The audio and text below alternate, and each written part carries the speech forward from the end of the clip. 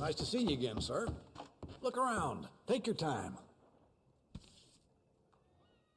Just you see what's in here.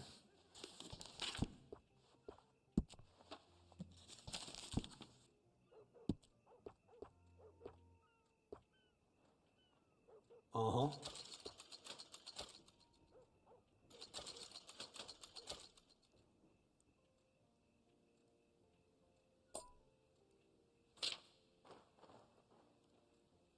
Thank you kindly.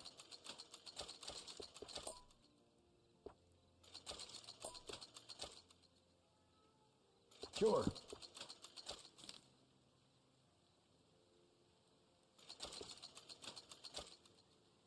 Much appreciated.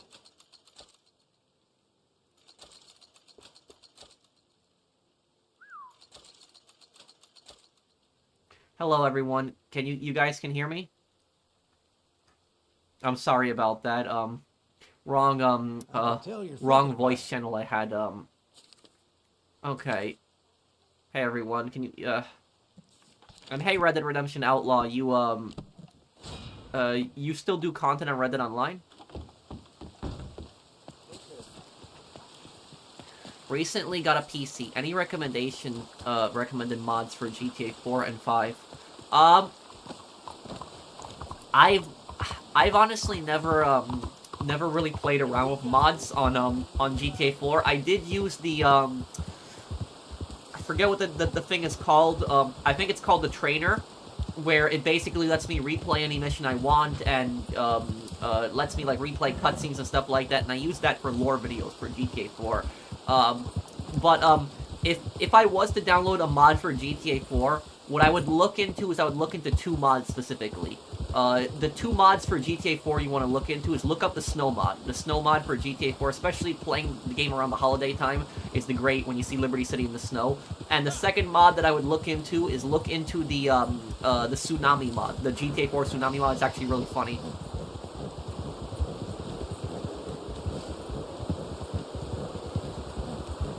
Have you thought about expanding into other games? Red Dead Redemption Outlaw? Like, I know it's a little hard because your channel is focused mostly on Red Dead.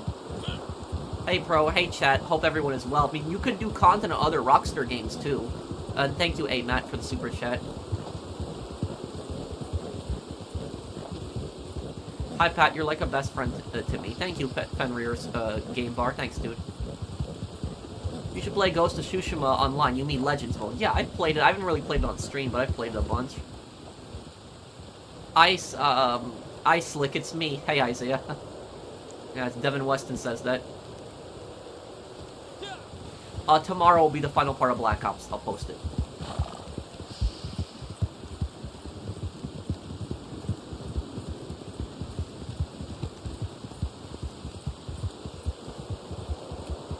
Your videos help my mental health, so your content does matter, Pat. Thank you, Ant. Thanks, dude.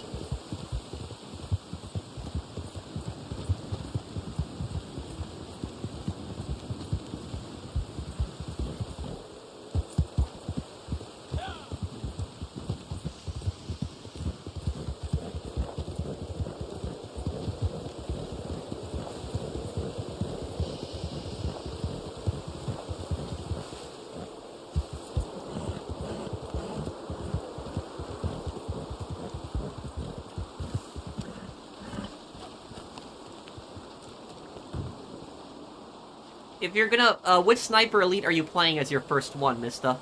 How are you?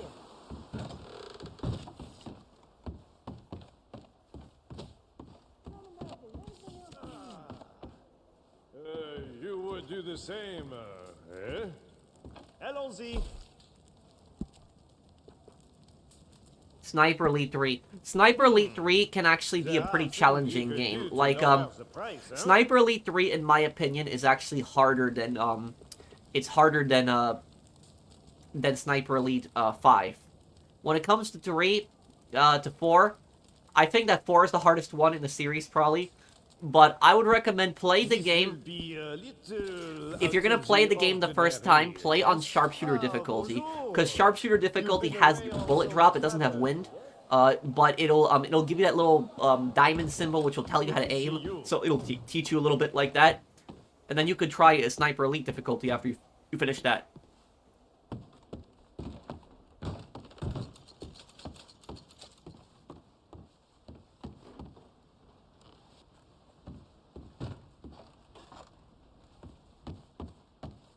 Well, I think the reason Gary betrayed Jimmy is because he's a scumbag.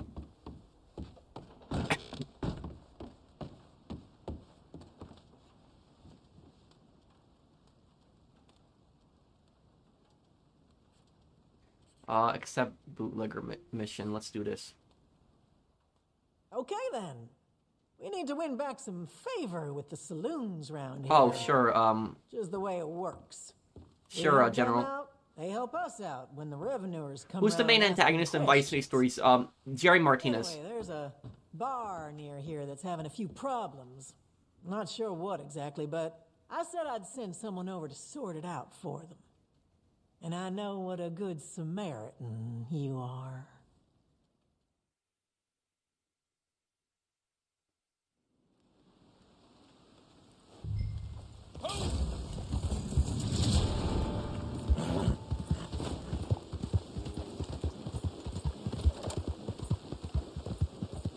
Well, Lyndon B. Johnson's worst, act as president was, getting America fully involved in the Vietnam War. His best thing was, he helped to pass the Civil Rights Act.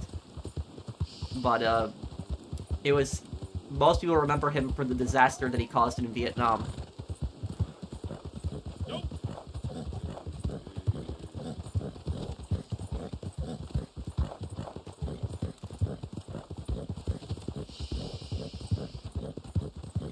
Wait, what, Angel?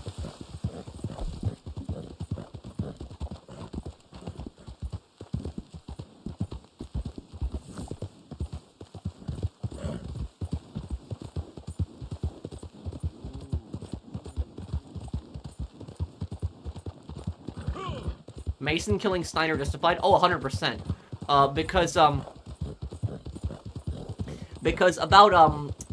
Is that if Steiner survived, the CIA would have just had him weaponize Nova 6.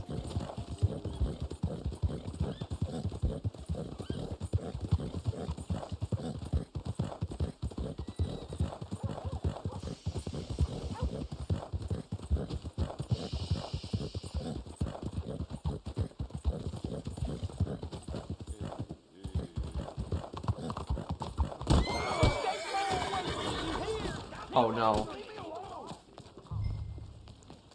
Oh, God.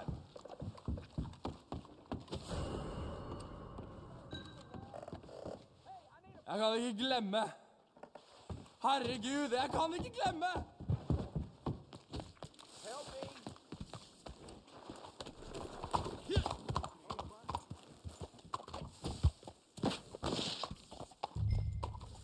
Oh, great.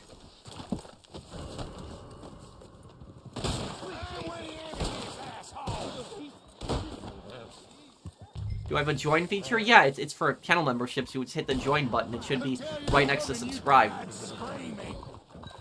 Get rid of it now! Ain't no one wins a fight with the law. Man up, he's on horseback. He's on horseback.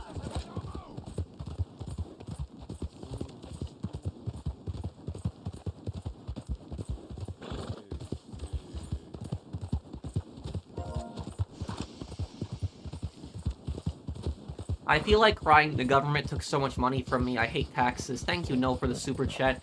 Are you talking about the federal income tax, or are you talking about getting taxed for your paychecks? Well, technically, I guess they're both, but it's.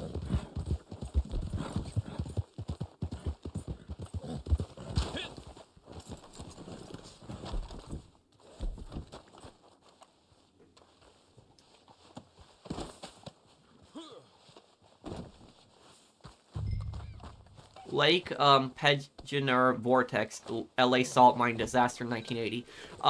Also, Vertigo. I saw the Fantavision videos today. I saw the one where he was talking about GameStop, and I saw the one where he was talking about the Panda Express cult, that seminar. I watched the whole thing. I gotta pay 25% each check. That's stupid. You know, you should, you know, what I'll say about this is that income taxes are probably like the most broken tax that has ever existed, or at least one of them. The only tax that I can think of that's probably stupider in history than the income tax is probably the window tax. Well, the window tax is a tax that Great Britain did a long time ago, where they the more windows you had in the house, the more your tax was, and that's why so many older British homes the windows are bricked, like, you know, it's just bricks in the window specifically for that, so they didn't have to pay that tax. It was like a really broken, stupid tax too. But about the income tax, income taxes, they're such a unfair and such a broken tax, and the reason that it's so broken is because, think about it this way: the more money that you make through an income tax, the more you basically get punished. That's the way I see it. So, you know, the more money you get, the more money you basically get punished through the tax. But at the same time is that the ultra super rich people, and when I say the ultra super rich people, I'm not talking about the guy that has like you know, a few $1 million. I'm talking about the people that have you know, billions and billions of dollars, the people that are, you know, that have like the majority of the money in the country. Those people, they pay virtually no tax, nothing. And how do they do this? How do they get away with it? What these really rich people do to basically pay no income tax is they buy stocks, and usually they buy stocks in their own company, so they'll put all of their money in the stock market, like virtually all of it, and they'll only leave a tiny amount basically to pay bills off. That's it. And what happens is they'll put all their money in the stock market, and then what they'll do is they'll take out massive loans, like giant loans. And these giant loans that they'll take out, they'll have a very small interest rate. Like, their interest rate will be very, very small, because the bank will basically see how much they have in assets.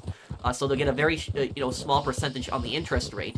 And taking out that loan with this very small interest rate will save them more money than actually paying the income tax itself. And then what they do is, when they report their income to the government, they basically tell the government, oh, I have no money. All my money's in loans. And then the government looks at that and says, oh, they don't have any money. They don't have to pay income tax. And that's precisely basically how they get away with it. That's how they, you know, they don't pay any of that. So the way that I personally see it is, a lot of times people always say, you know, we should, you know, we should make the rich pay their fair share. Like, I hear that all the time.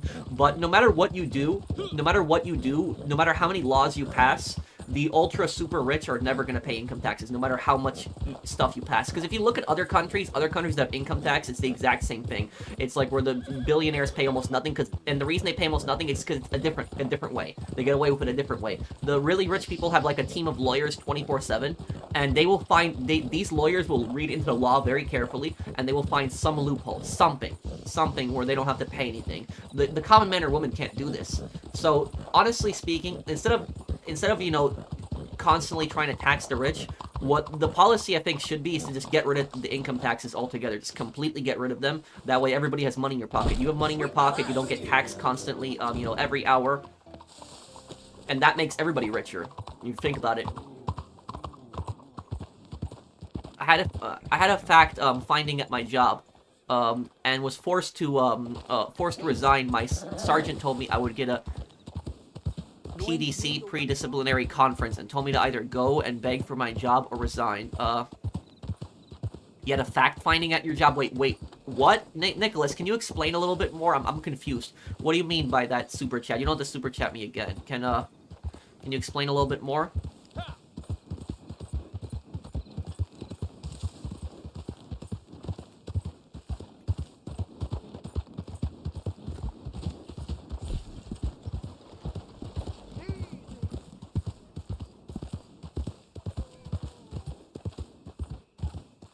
I saw the release date for Mafia: The Old Country, yes. How would the IRS catch them? There's nobody to catch. Because what the really rich people are doing isn't necessarily illegal. So they're not doing anything illegal. If they were, they would have been caught, but it's the posse is open, so General, you can join it too. I had an investigation going about me. What?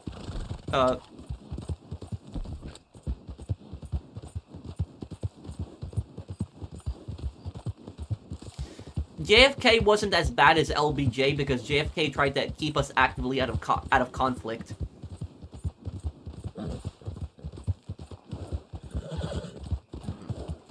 I was hoping of a video on the JRC document entry. You mean that creepy school? Are you talking about that school where they would electrocute kids? It's like a real school in Massachusetts. It's pretty disturbing. Oh great, what's my horse doing? No, horse, don't.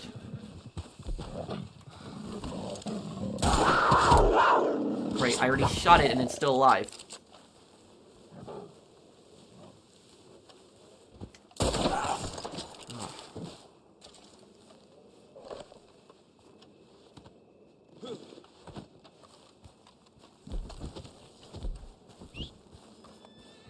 Oh, I missed a super chat. I'm sorry. Oh, let me see. Oh, from Composite Creativity. I'm sorry, dude. I didn't see your super chat earlier. Would I consider covering Mr. Grant, the hobo, for a Bully lore video? There's a surprising connection with him and Patrick, the math teacher. Really? Is there? I'd have to go and replay Bully and look into that.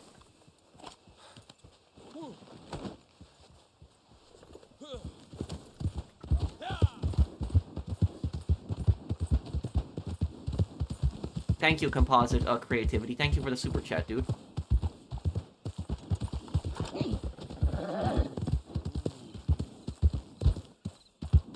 Did you know that Podofsky's Hind in Rambo 2 is actually a French Puma helicopter mock-up as a Soviet Hind? The filmmakers couldn't get a real one for obvious reasons. And is that why in Black Ops 1 it looks like that? Since Mafia the Old Country will be released in August, are you doing a Mafia trilogy playthrough May or June before August? Yes, we will do the entire Mafia trilogy before then. Thank you, Mr. Jesus.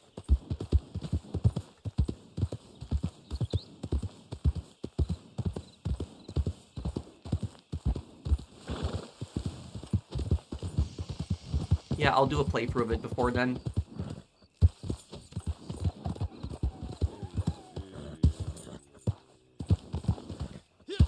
What do you think about people that don't vote? I think that,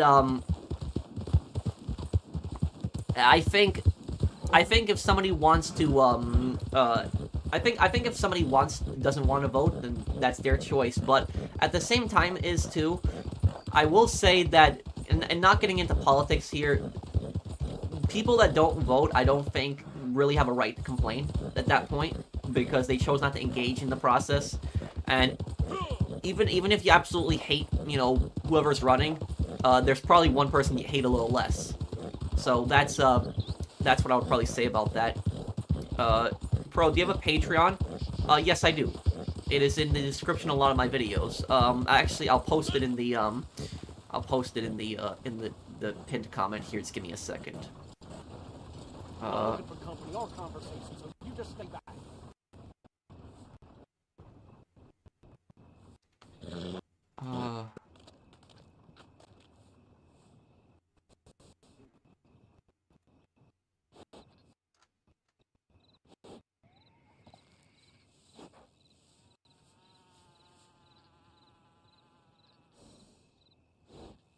Okay, here we go. I'm putting it in the chat right now here. This is the person that was asking me about my Patreon. That's my Patreon right there.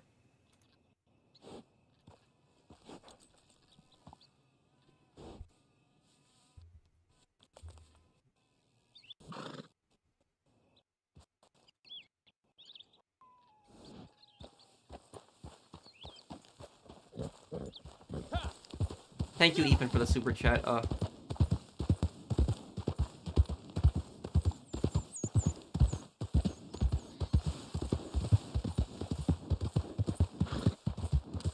My friend went to a similar school for behavioral needs, and someone threw a glass bottle at him, and he was hospitalized. They say got expelled. Oh my god! I hope that your friend was okay. That's horrible. I'm sorry, Suppressor.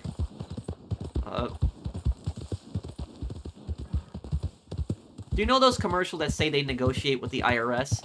Do they do that, or is that a scam? Well, the thing is, if somebody owes a number of taxes, they can technically negotiate with the IRS. There is negotiation to be made with them on how much somebody exactly owes.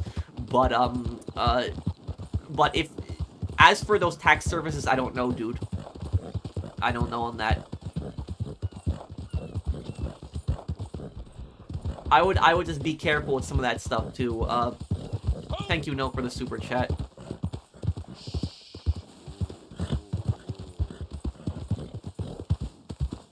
Did Nicholas make another post also? Let me see here. Nicholas,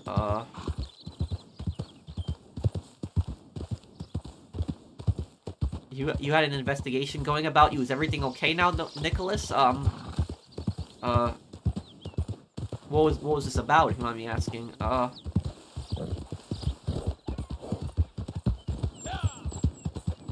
okay, Gunner. Gunner, what did you think of my coverage of the Vietnam War in the Black Ops series? Did you watch the entire series so far? Well, I only have one part left, but have you watched it?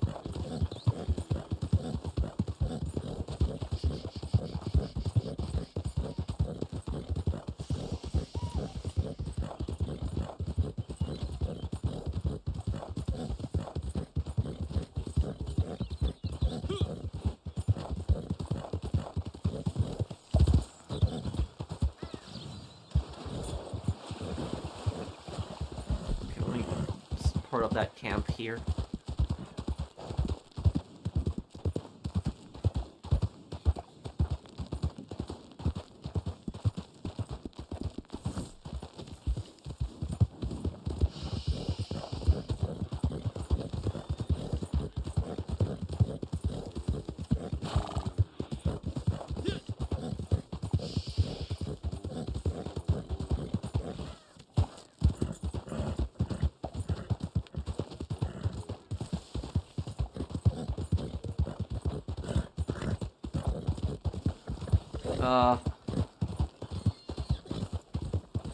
Oh, okay, Gunner.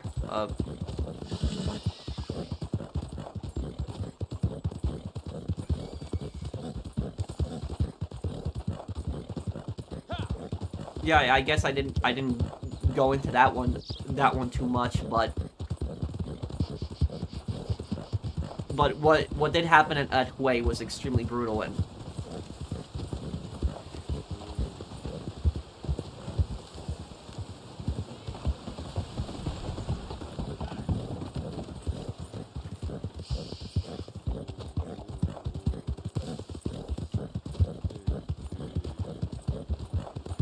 do you think I'll be in GTA 6? Hi, Abraham Lincoln. Yeah, you'll be in GTA 6 on the $5 bill.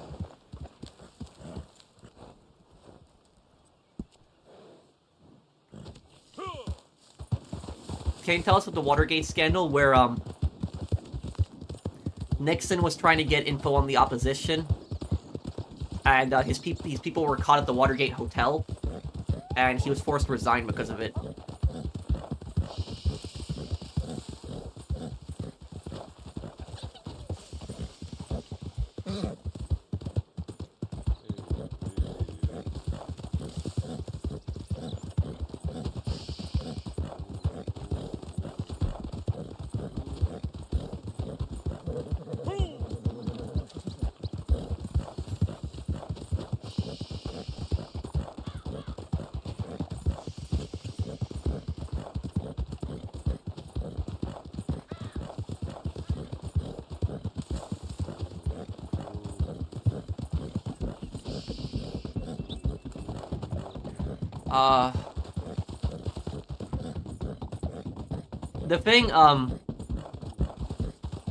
The thing about Gaddafi is, how do I say this about Gaddafi? Gaddafi was not a good man at all. You know, Gaddafi did some pretty bad things, and Gaddafi had also supported terrorist groups, how they bombed, Pan Am, Flight 103, and they bombed a West Berlin nightclub, so he was involved in incidents like that. What I will say about the fall of Gaddafi, the fall of Gaddafi is probably one of the... It was, like, that whole thing was just such a disaster because of the fact that this is exactly what I say, is that America's foreign policy is just such a, can be such a disaster at times. It really can be. So, like, Gaddafi was not a good man, but why was it our job in the first place to, like, overthrow him? That's basically my perspective on it. And the thing about this is, a lot of the people that were fighting against Gaddafi in the Libyan civil war, they weren't fighting against him because they wanted like a free and democratic Libya. They were fighting against him because they wanted to establish their own dictatorship. That's precisely why. Most of them, that's why they were fighting against Gaddafi. And what happened was, when Gaddafi was overthrown, what ended up happening is Libya fell into full-scale civil war, and it is still in civil war. It is like Gaddafi died, that was September of 2011, right? So now it's, you know, we are well over a decade into that. You know what? We're 14 years after that, after the fall of Gaddafi, more like 13 and a half years. And Libya is still in, you know, civil war, 13 and a half years later. Like, the country has been torn apart. It has two presidents, two governments, that both don't recognize each other. So that's what I'll say about it. Is that's one of the biggest problems with American foreign policy, is that literally the U.S. government hated Gaddafi so much that they didn't even care who the people they were arming was, and because of that, it just, you know, Libya was just a giant mess now today.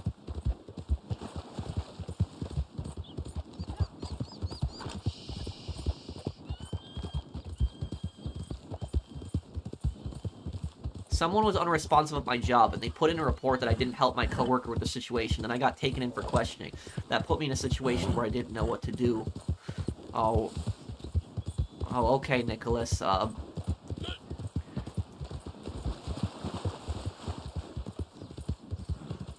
Well, I hope your coworker is okay, and that could probably be a stressful situation to be involved in.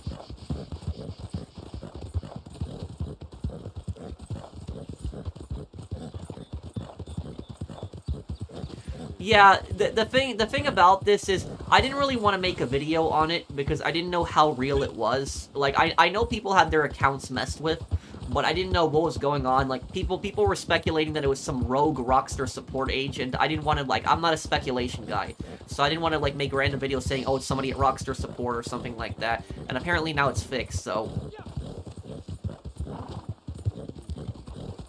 Thank you, The Real's, Nightmare.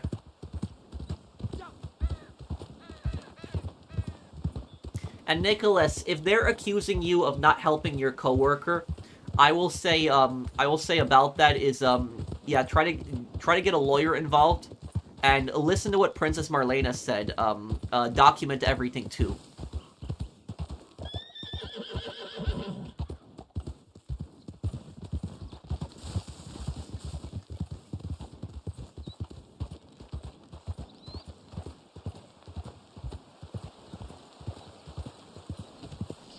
Bro, didn't Gaddafi improve Libya? You could make the argument, yeah. I mean, his Libya had a pretty strong economy when he was in power. So you could make that argument, sure. The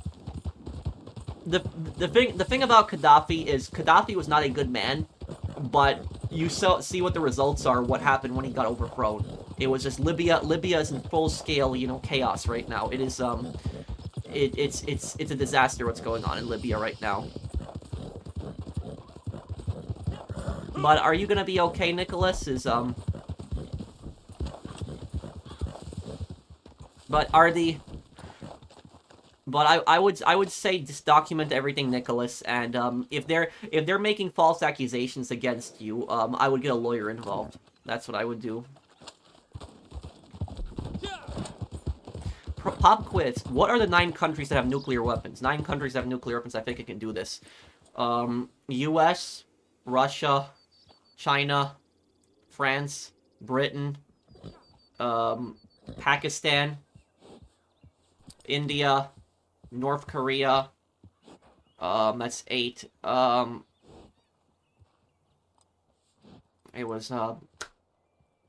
It's U.S., China, Russia, France, Britain, India, North Korea. Yeah. Israel, yeah, it would be Israel. Iran, yeah, we could probably put Iran on that list too. Probably. You know, it's speculated they do, but they do. As for Israel has denied that they have a nuclear weapons program, but it's pretty obvious they do. So it's,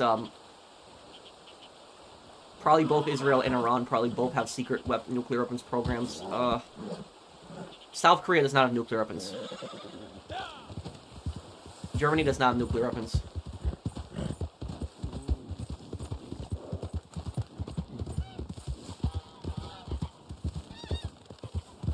Nicholas, are you still here, dude?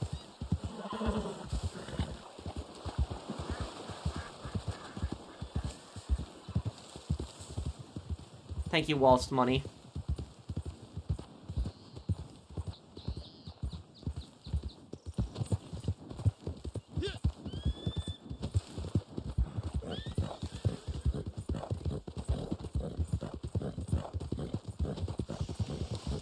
Oh, okay, Nicholas.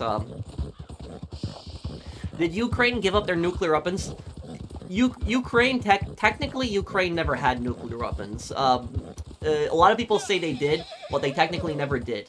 Ukraine had a very large Soviet nuclear stockpile. So they had, like, a Soviet intercontinental ballistic missiles. So Ukraine had a lot of missiles that were from the Soviet Union. But what happened was they didn't have the codes. They didn't have a way to fire them or use them. And so what ended up happening was Ukraine gave those back to Russia, and with the U.S.'s approval. That was basically what happened at the end of the Cold War.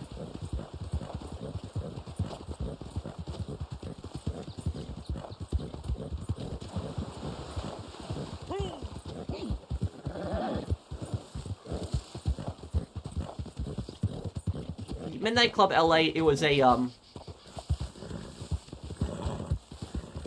Midnight Club LA was a it was a pretty fun game, but I always had more fun with Dub Edition. Midnight Club 3 Dub Edition is the one I always had the most fun with.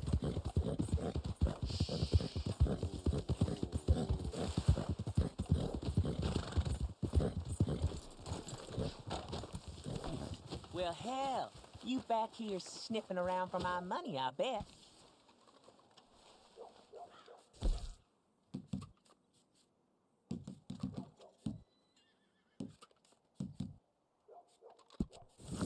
All right. Okay.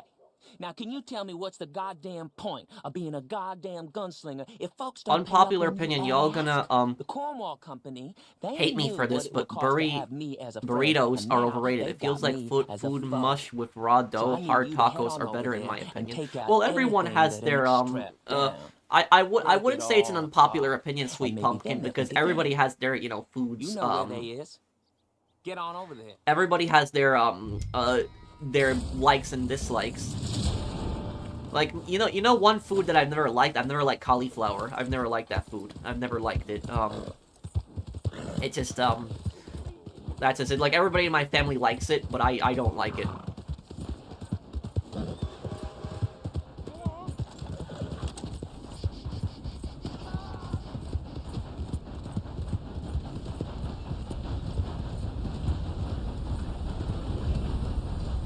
Yeah, I don't. My dad and my mom like cauliflower. I don't. I've never liked it. I just haven't. Oh, come on, dude. Oh, great. Oh, get away from this here.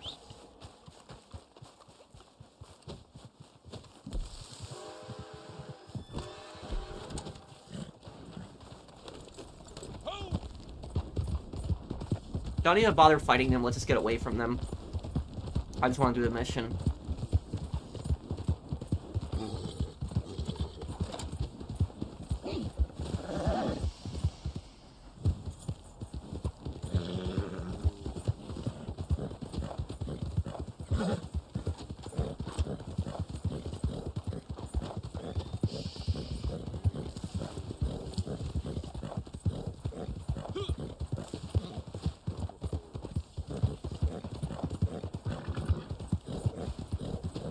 No, Lewis, I wouldn't say that.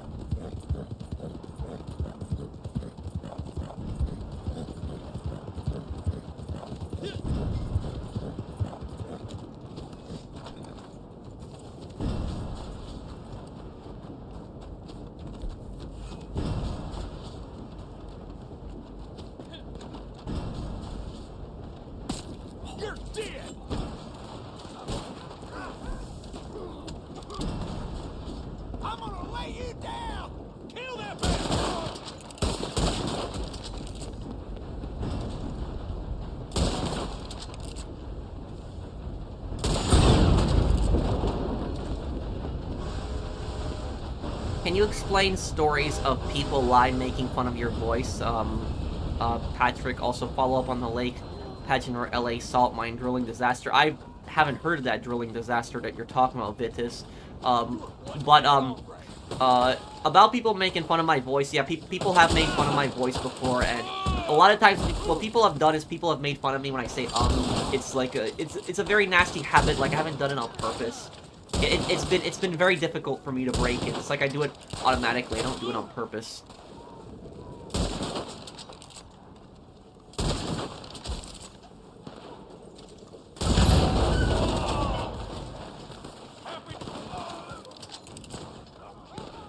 I'm gonna end you. You don't know what you got yourself into.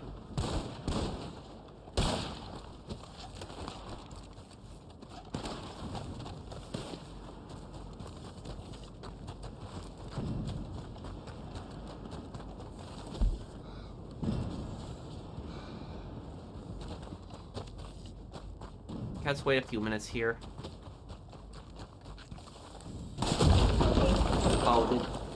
Okay, I guess we'll just end it here then.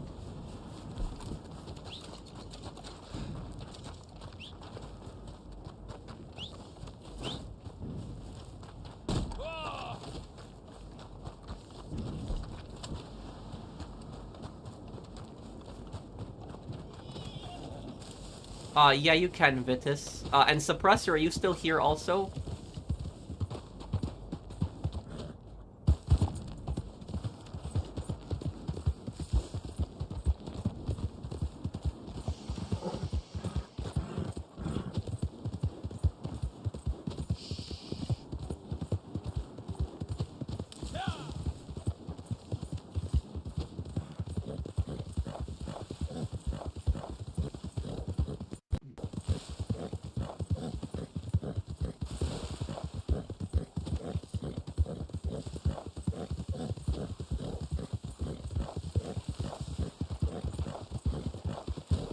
Let me see the posse. Let me check that general. Should be able to join. I don't even see you on the list, General. General, you might be in too many posses. That's what might be the problem. You might be in too many posses.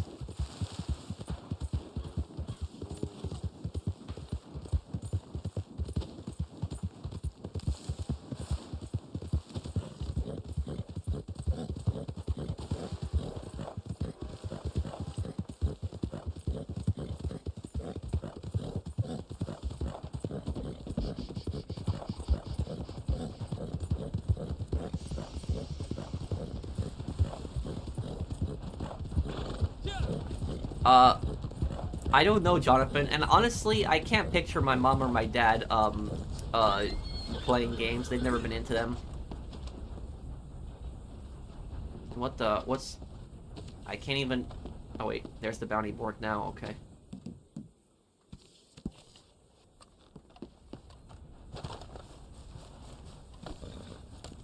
Basically, Texaco Oil Company drilled a salt mine, which caused the entire mine to collapse and creating a deep sinkhole. My god. And, how many people died in that?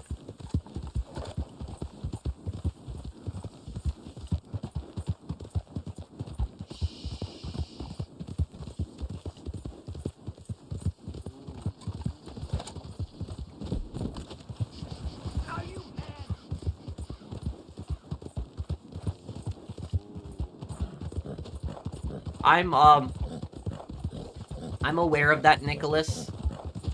I'm not too concerned with that, and the reason I'm not too concerned with that is because anybody that's watched my videos knows I don't do that. They know I don't grief.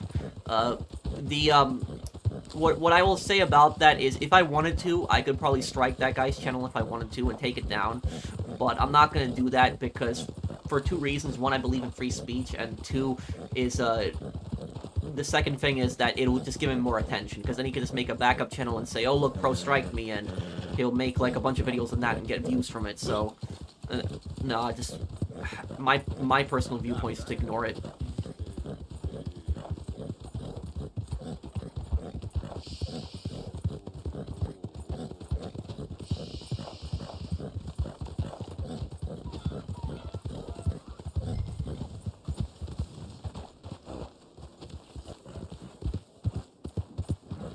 Oh, I don't know then, General. We'll check after this.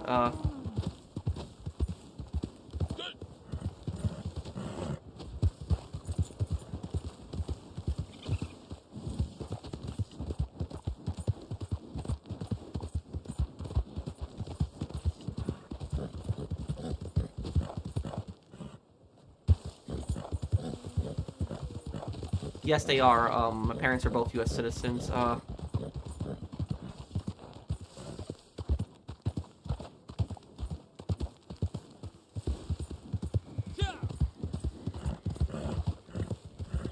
No, I haven't heard of that, Gunner.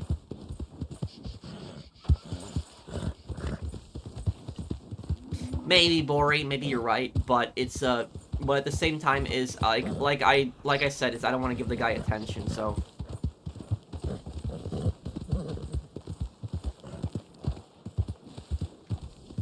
Speaking of which, Gunner, what did you think about, in my Black Ops videos, when I covered the Saigon execution photo? Like, what did you think of that when I covered that history on that? Here he is.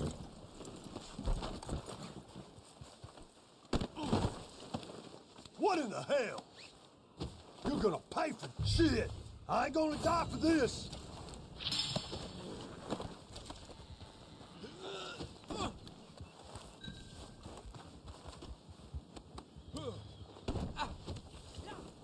Oh my God!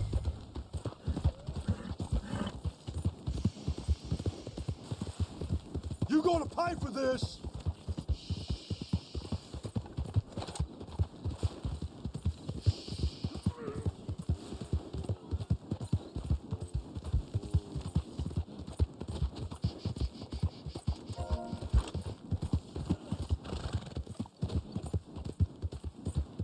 If CJ told me he has a stake in a casino, car shop, in Fiero, multiple assets across the coast, money, and I'm out, the Ballas can have Grove Street, Sweet. Yeah, and the thing about Sweet, what I'll say about him is, he's of a very old school mindset that you were born in the hood, we grew up in the hood, we die in the hood. And his mindset is if somebody leaves the hood, they're running away from it. And he tells Carl he's running away from what's real. What does he mean by that, what's real? I never understood that exactly, but...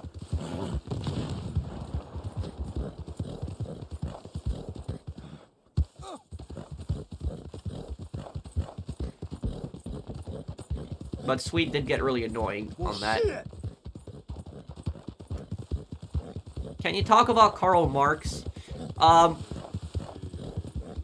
What I'll say about Karl Marx is, to understand Karl Marx is you more have to understand the time period that he lived in. I'm not a supporter of communism, by the way. I hate communism, but I'm just explaining Karl Marx's perspective. When Karl Marx was growing up, he grew up in industrializing Germany, and when he was growing up, he saw really bad cases of abuse, like little kids working in factories, coal mines, getting their hands cut off, people working 6 days a week, 12-hour shifts, barely any breaks. And that's basically where he created his ideology from. That's where he wrote the Communist Manifesto. He fled Germany. He lived in Great Britain the rest of his life. But that's basically the backstory behind him. Is the thing about Karl Marx? What Karl Marx is ultimately wrong on is that Karl Marx thought that capitalism could never evolve. He never thought that capitalism could change for the better. He believed that capitalism was just inherently evil. That's what Karl Marx believed heavily. But history has proven Karl Marx wrong. That capitalism has evolved and capitalism has gotten better. You don't have little kids working in factories like in America. Back like they did in Karl Marx's time period, little kids working, having their hands cut off. You don't have stuff like that, little kids, working in coal mines. So that stuff isn't really going on. People make a lot more money today than their ancestors did, and they work a lot less too. So capitalism ultimately is not a perfect system. It has its problems, but it is the best system out there possible.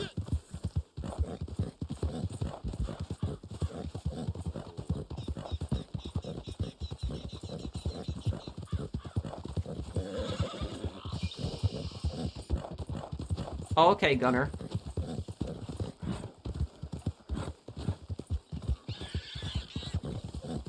I would like to visit Hokkaido. I like the snow, and I've always been fascinated by Japan's most northern region.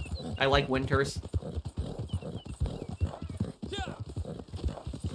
General, did you leave the lobby? Are you still here?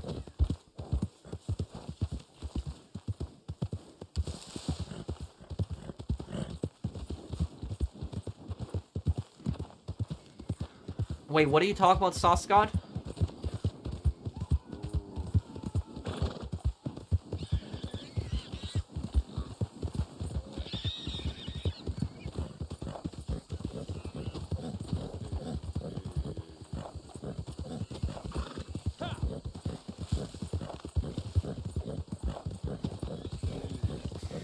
The thing about the thing about fascism and communism is it's basically like picking your poison. That's essentially what it is. Both here's the thing is both fascism and communism are both relatively still new ideologies. They're new ones, historically at least. Where historically the ideology has been monarchy throughout most of human history. Both fascism and communism are ideologies that have come to exist within the last 100 years. Karl Marx wrote the Communist Manifesto like 160 years ago, but we didn't see the first communist nation until about 100 years ago, the Soviet Union. And you had the first fascist nation with, it was fascist Italy, then you had fascist Spain, and you also had Nazi Germany, which I would argue Nazism is a form of fascism. But it was basically those two ideologies, both fascism and communism, they're new ideologies, and those ideologies have killed more people than a lot of the other ideologies for thousands of years combined. So when you think about it, like a lot of the evil like dictatorships that have existed throughout history, if you combine like both fascist dictatorships and communist dictatorships, they have killed more people in the 20th century than a lot of these other dictatorships have killed throughout history. So like they have killed, fascism and communism together have killed hundreds of millions of people, hundreds of millions. So those two ideologies have literally caused the most amount of destruction and the most amount of, chaos in the world.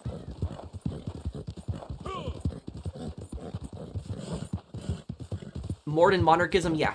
Yeah, even more than monarchism. Both communism and fascism, if you combine both of them, I would say they have killed more people than monarchism, yes.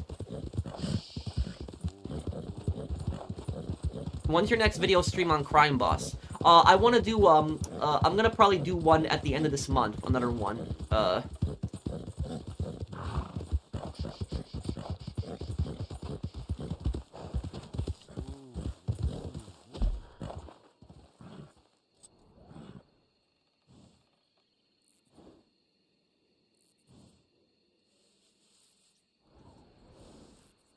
Let me see here. Joe is here.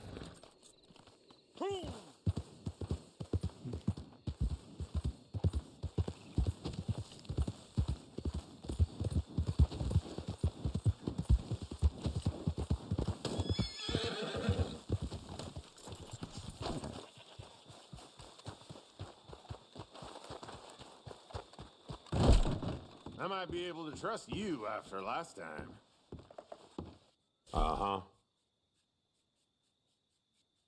No, I had a small lizard when I was a child, but I don't know if you would really count that as a pet. I could just kill you. You know.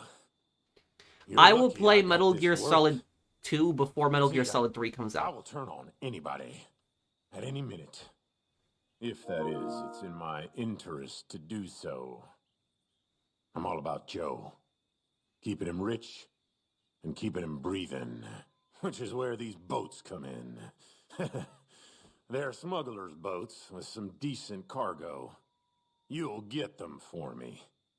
From north of La Gras, and you'll be paid good for it. I hope we can both be relied on to act in our own self-interests.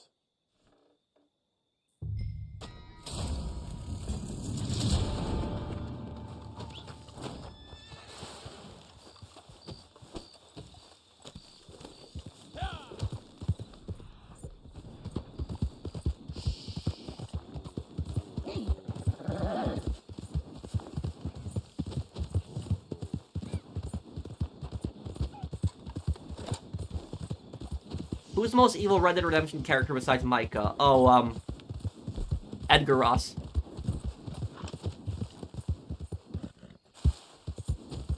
What do you think is the best empire in history? I don't think there is one.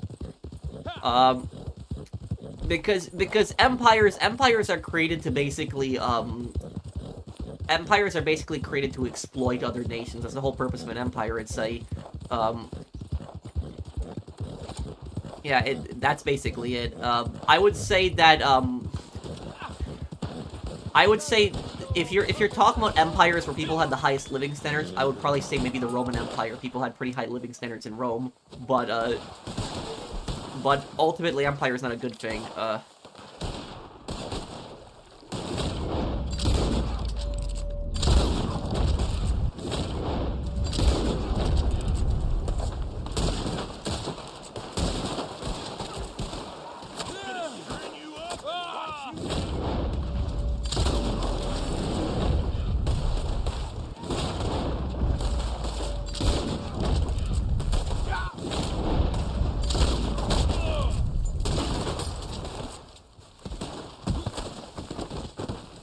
Will I do a Max Payne lore video? Yes, I have one coming up on Marcello very soon. It's gonna be a really good one.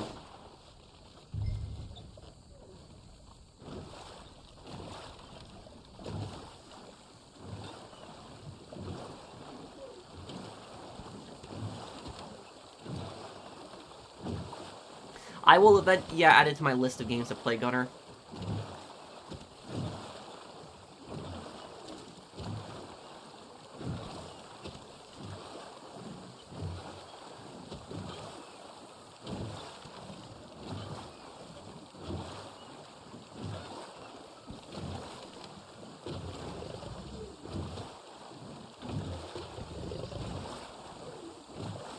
What's the difference between communism and socialism? Communism, there is no private property. In socialism, there is somewhat private property, and there's still some businesses that make money, though it's tightly controlled. A good example of a socialist in a communist country, Cuba, is communist, Venezuela is socialist.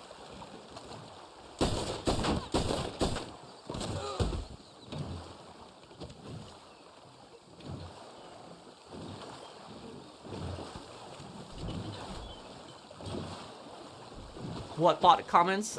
Reese, what are you talking about?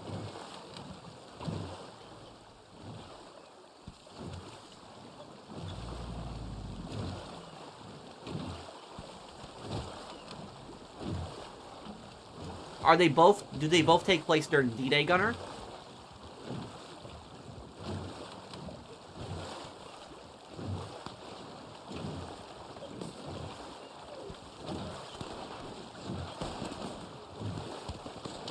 Favorite LA Noire case? My favorite case in LA Noire?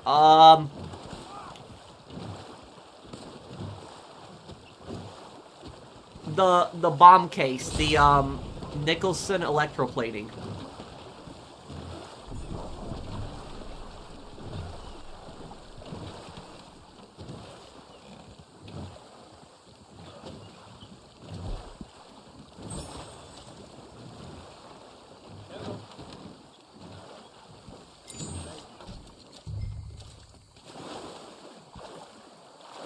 The Forzen Dark Viper no rules brawl? What are you talking about?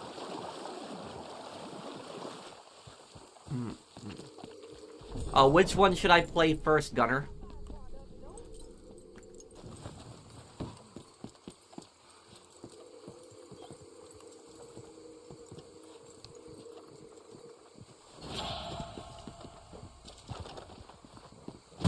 Oh crap, oh crap, that was a mistake, I'm sorry.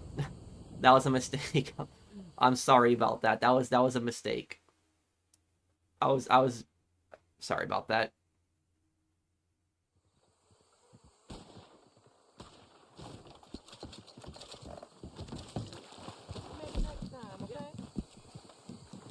Hang on. The invite. Posse is open, by the way. I thought that was an enemy for a second. I didn't know what was going on.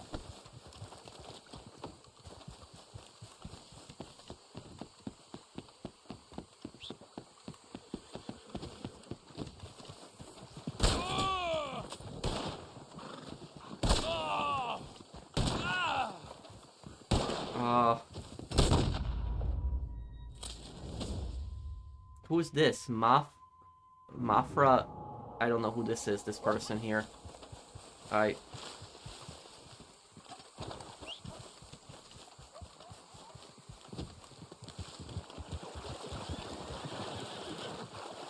Thoughts on Warzone Verdansk? I would like if they brought back DMZ. DMZ I would really enjoy in Verdansk.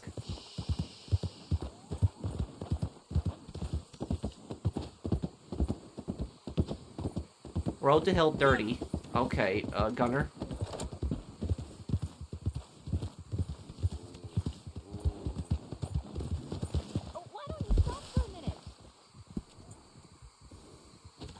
In World War I, what is shell shock? Shell shock is PTSD. Shell shock is just what PTSD was called before it was called PTSD.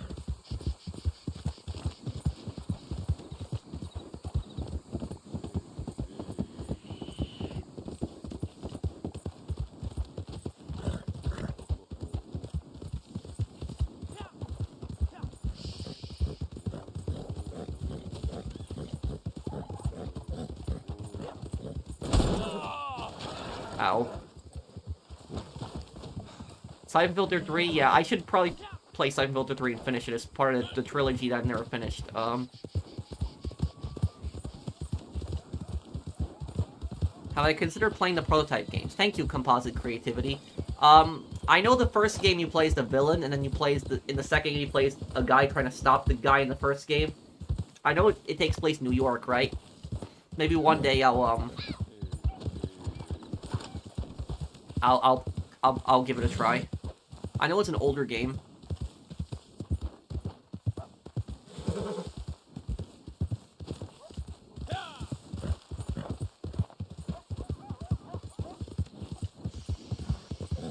I haven't really watched movies, so I don't know if I'll watch the Minecraft movie. I'm not a big movie guy.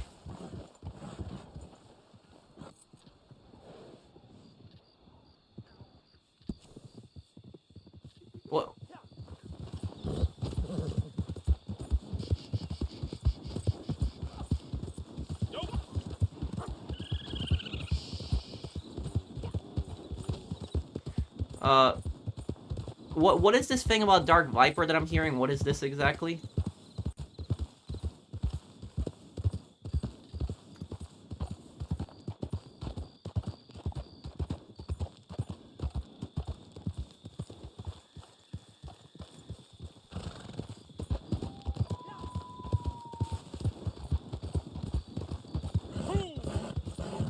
Depends what it is, Martin. If it's, a lot of times it's not worth responding to stuff like that.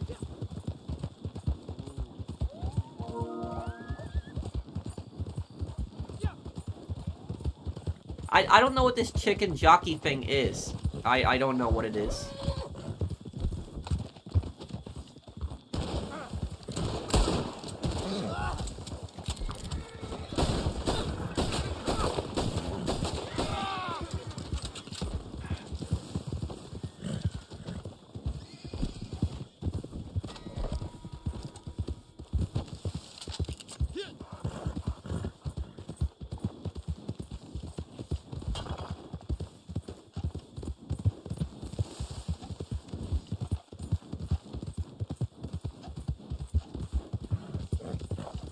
I can't believe he followed us all the way over here.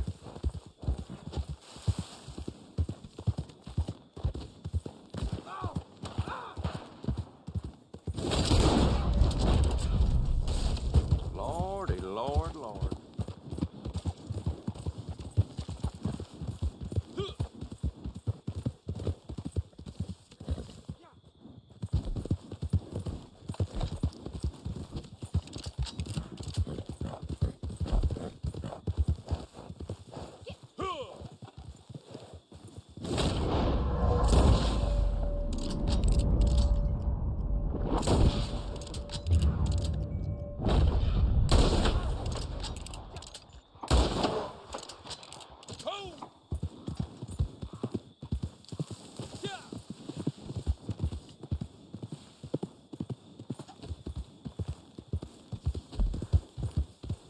Now he's running away. Okay, whatever.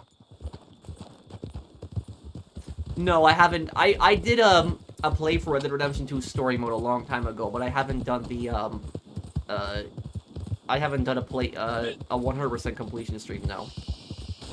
My favorite sub-story in Yakuza 0, the cult one. The cult one, probably. That one was pretty good, with Majima.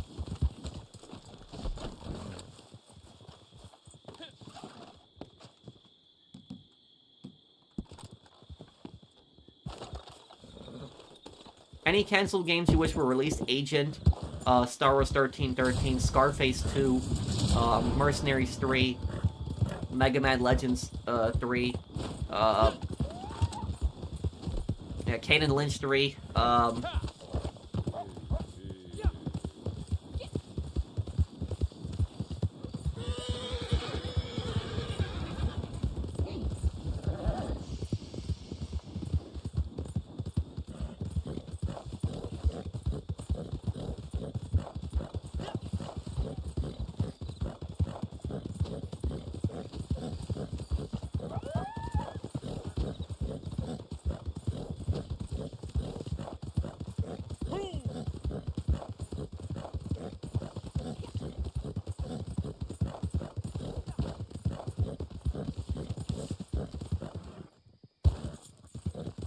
Scarface 2, the only thing we know about Scarface 2 is that Scarface 2 is supposed to take place in Las Vegas. That's the only thing we know about it.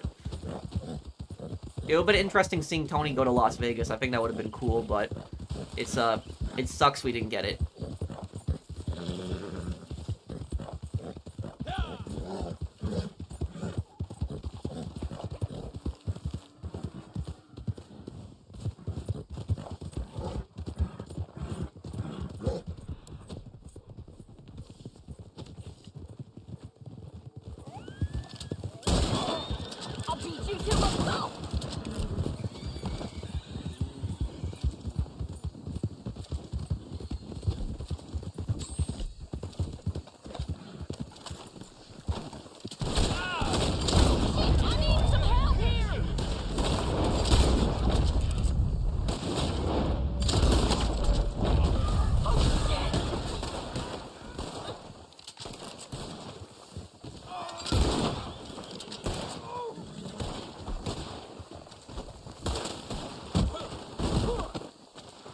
Okay, I'll see you, Mikey. Take care, man. Oh, damn, take the ropes off already. I really would have loved to see them turn Scarface into a series. I would have loved that. The video games, like, they should have been a series. I would have loved that. I would have bought them all.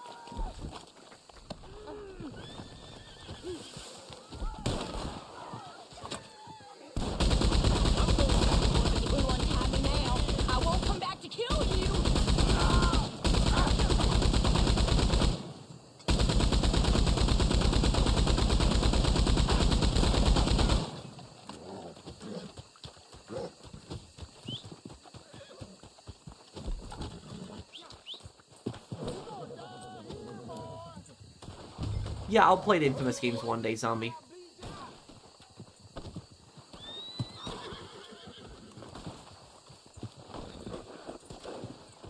Why can't I get on my horse? What's wrong right now?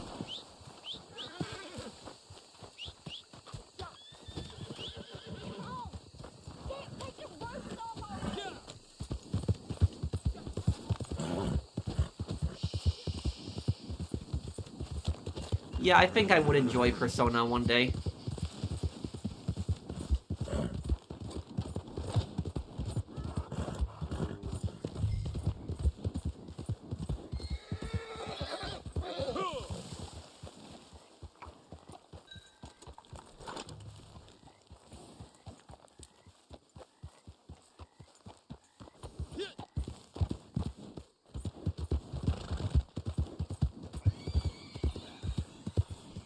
Do I like Star Wars? Yeah, for the most part. I don't like the new Star Wars, like the new movies. Well, the old ones I like a lot.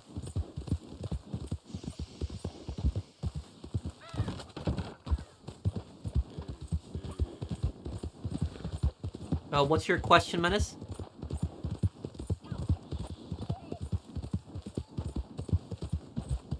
Let's wait a couple minutes before we deliver this target.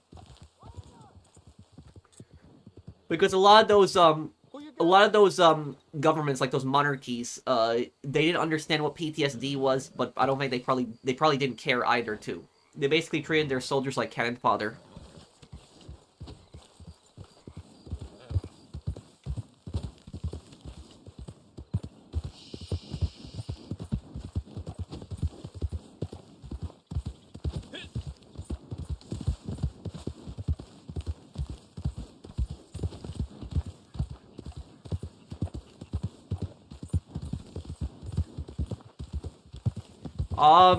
Drop the target around 4 minutes.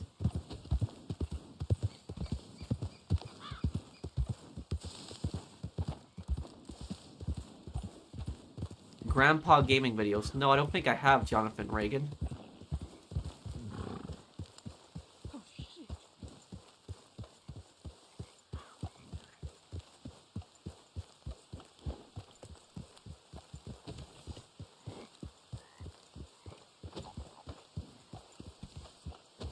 No, I haven't seen 1917. It's a World War I movie, I know that. It's about a guy who's running and trying to deliver a message.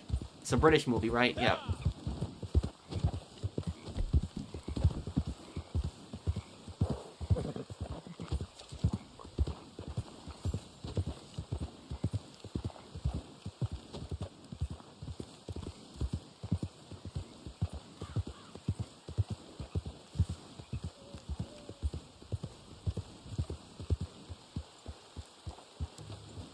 I actually don't know that much about the creator of The Sopranos. If you untie me I know now, Chase the one who I made won't it, but come I out to kill don't really you. know anything about him. Oh yeah, Revenge of the Sith was a great film.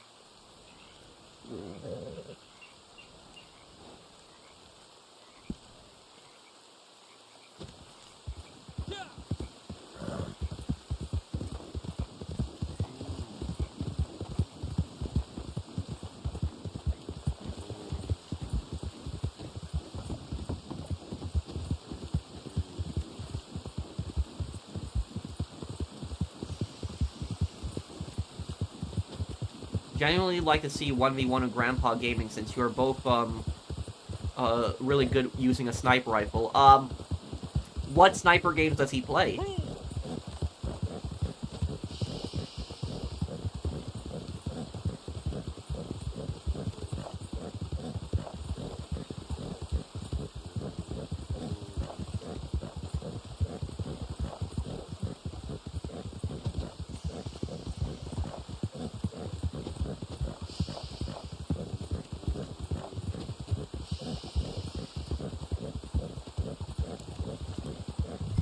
The Getaway games? I played one of the Getaway games. I have one of them on one of the PS2 games.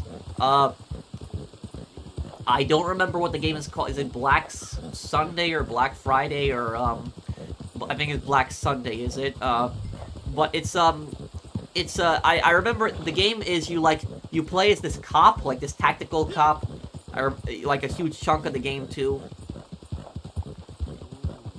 There's like this guy in this bar, and then there's like a gym.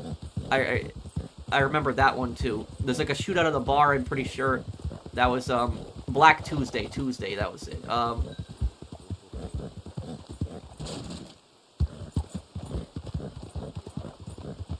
Hollywood needs to stop with the remakes, live actions, and dragged out franchises. No originality, but bite off originals.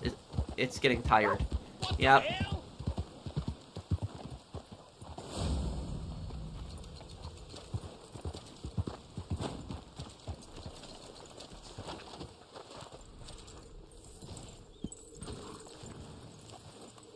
Oh, didn't mean to do that.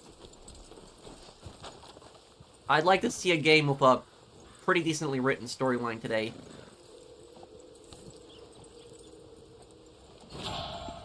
Well, yeah, Hollywood has made some pretty bad movies.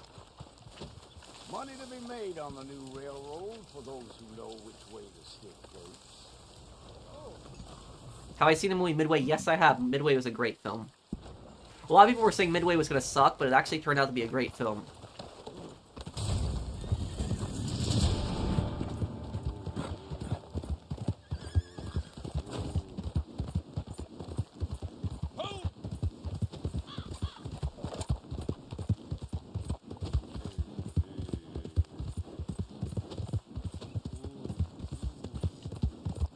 Would I play the Batman Arkham series? Yes. People have asked me that. Hey Mario, I would play it one day, but I don't know how I do the cosplay for that.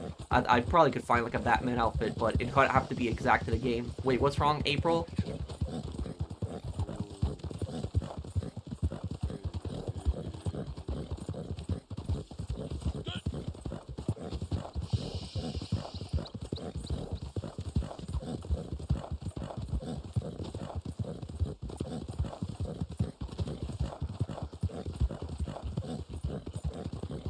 Have I seen the Stalingrad movie from 1993? Yes, I've seen the one.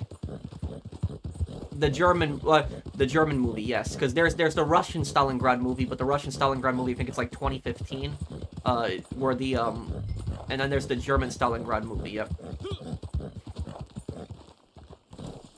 Hey, get yourself out of there.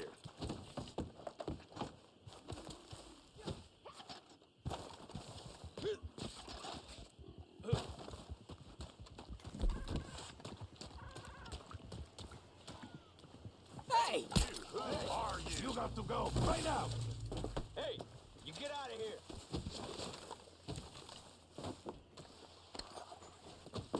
Have I seen Das Boot? You mean the German submarine film? No, I know the movie you're talking about, but I've never seen it.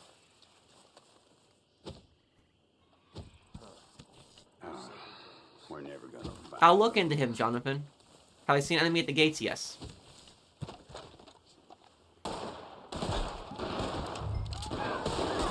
gonna keep your.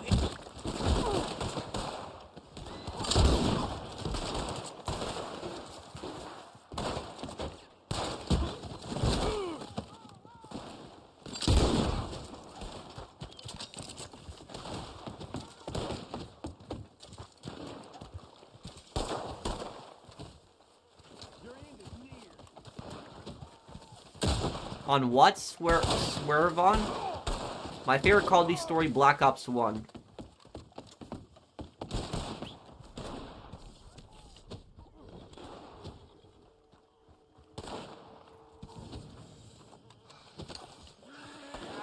Have I played a new map in Hell Let Loose? Barely.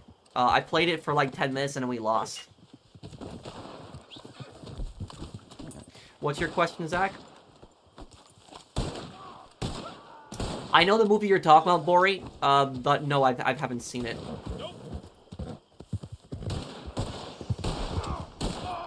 Killer captured a target. This isn't the target that I have here?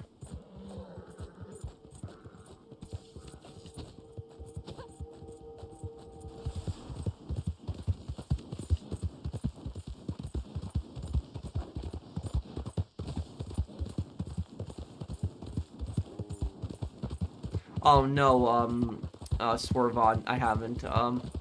Classic Hollywood ended 30 years ago. Now just superheroes, romantic comedies, and remakes. None of them interest me. Yeah, and honestly speaking, the thing about the superhero movies is the superhero movies are the most milked, like, films ever. Because when I was a kid growing up, we had superhero movies when I was a kid growing up, but they were rare.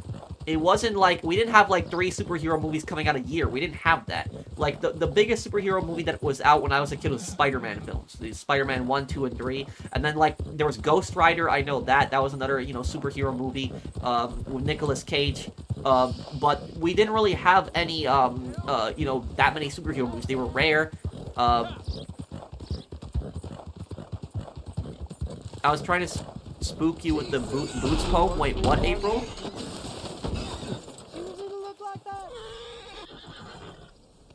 Yeah, boy.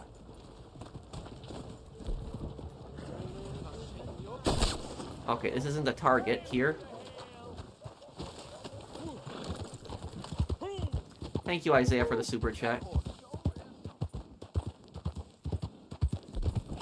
Yeah, but what I would tell you about Hell Let Loose prying is they should have like an Eastern Front playlist. Like, I don't know why some of the servers don't have that, but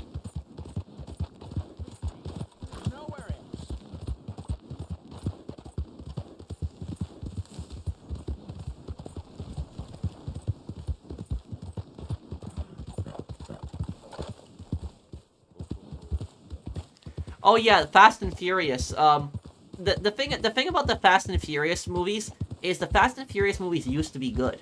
They used to be. When I was a kid growing up, I actually liked them. Like the first movie was great. There was Too Fast, Too Furious. Fast 5 was also really good. Fast 5 was good. And then the sixth movie was okay. But then it just started getting more and more insane. Just more and more insane. It was like, just fighter jets, submarines, like, missiles, like, it was tanks. It started getting insane. It was ridiculous. It was, it went from the heists, like, the heists and the street racing to, like, this crazy, like, action. I would say, like, it basically became Saints Row. When I say Saints Row, I mean the original, like, Saints Row 3 and 4. That's, like, what it turned into, pretty much, basically.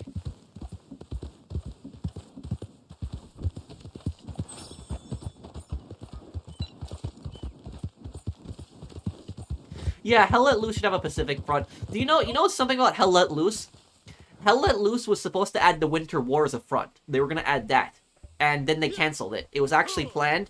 I don't know why they canceled the Winter War. That would have been really cool to see that added.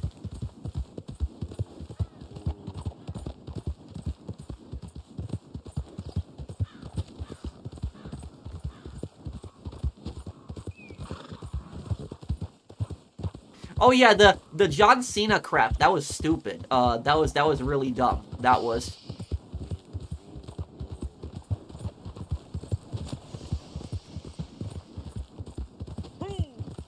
John Cena is Dom's brother. And you're like, what?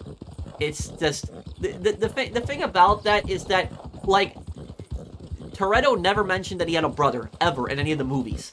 That was just something stupid that the directors decided to put in. Oh, let's have him have some crazy, bad brother now. Let's add that. That was dumb.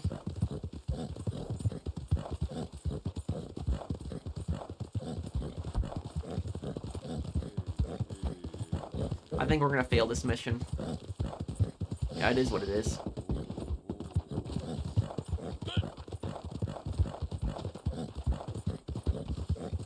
A new WWE Championship? What?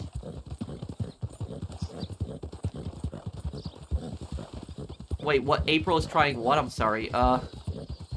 Boots explores the relentless thoughts of a British soldier marching through South Africa during the Second Boer War. No, I am aware a little bit of, I know a little bit about the Boer Wars, but I don't, yeah, those were between the British and also, between the Dutch settlers in southern Africa. I know that. That's what the Boer Wars were. They happened like a decade before World War I. Well, some of them were a couple decades before that, but yeah, they happened before World War I.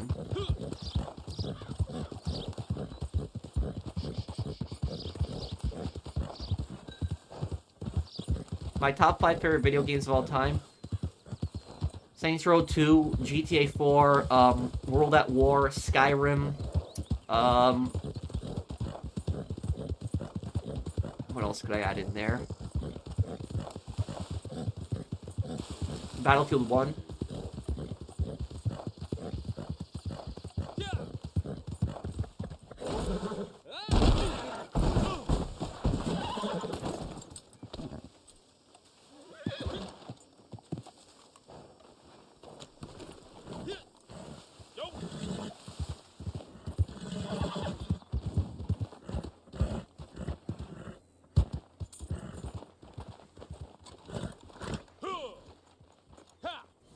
GTA 5 was a good game too, but I would put GTA 4 as my favorite one.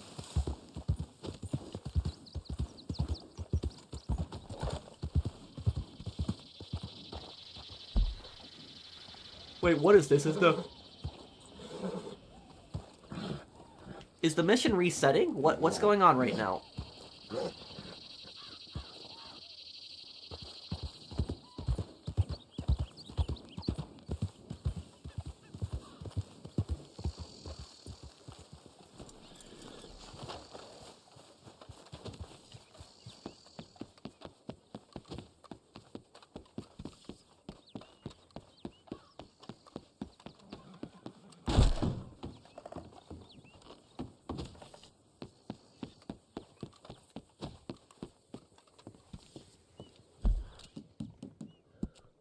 Well, you want to know what John Cena can't see though? You want to know what he can't see? He can't see Taiwan because he doesn't think that Taiwan is a country.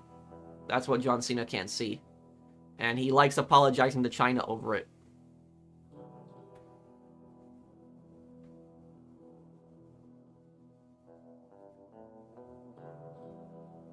Yeah, Mercenaries Playground Destruction I would add on there too. It is my favorite PS2 game, so yeah, I would add on there.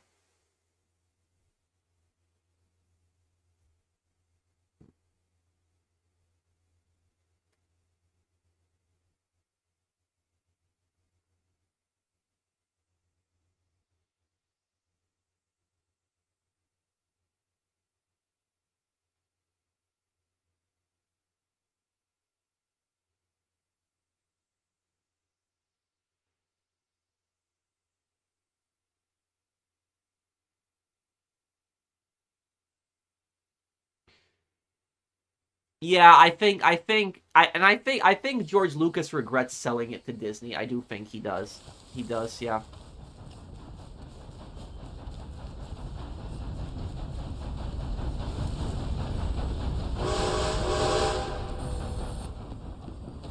I paid you for that last job, didn't I? No reason why I wouldn't again.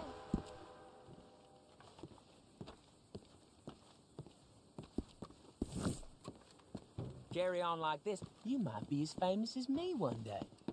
Yeah, so, this is goodbye, right?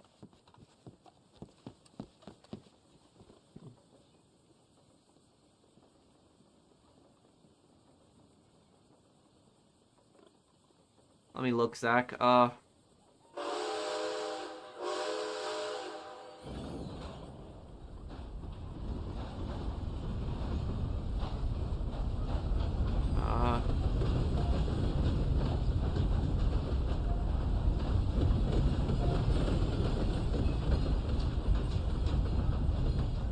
I'm trying to find your comment again.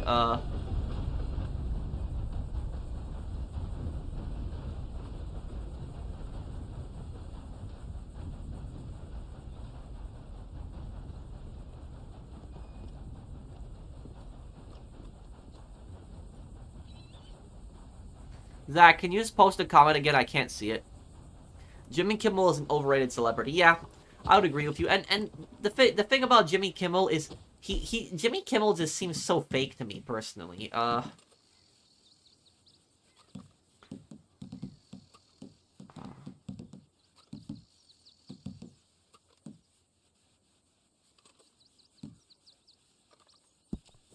Okay then, let me tell you what you can do, providing you ain't too stupid to pull it off, okay?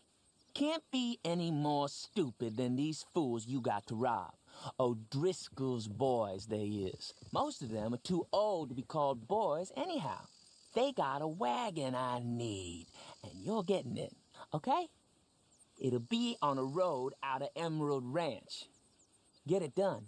The money is good.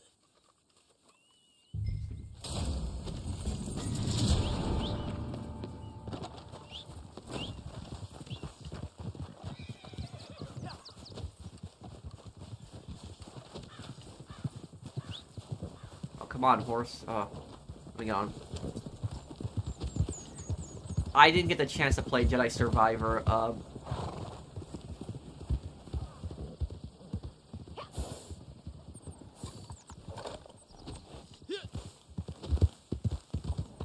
I should play it one day.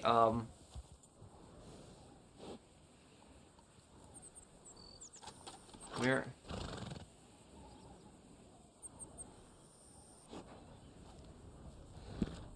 There it is, okay. Nope.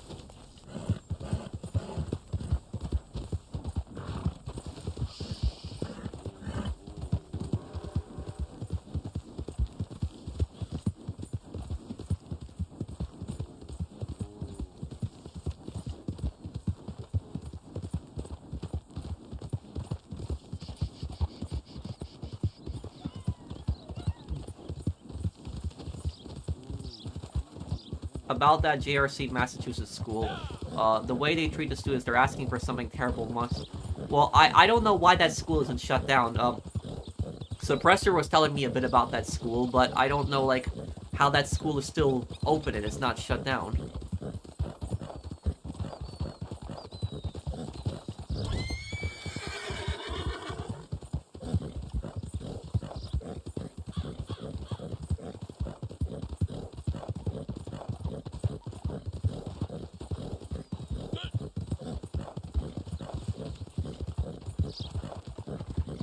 Wait, what? Yhan, what's your question?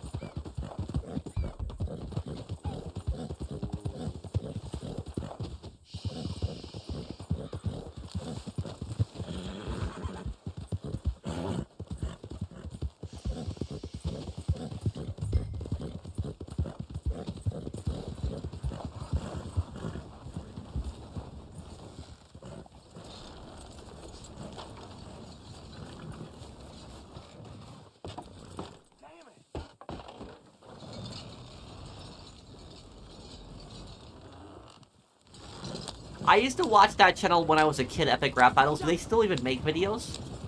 I'm here, Genie, what's up? Do I ever listen to music? Yeah, but I mostly a lot of times listen to in-game soundtracks, too. I don't know, I'm just not a big music person. What do I think about the legalization of marijuana?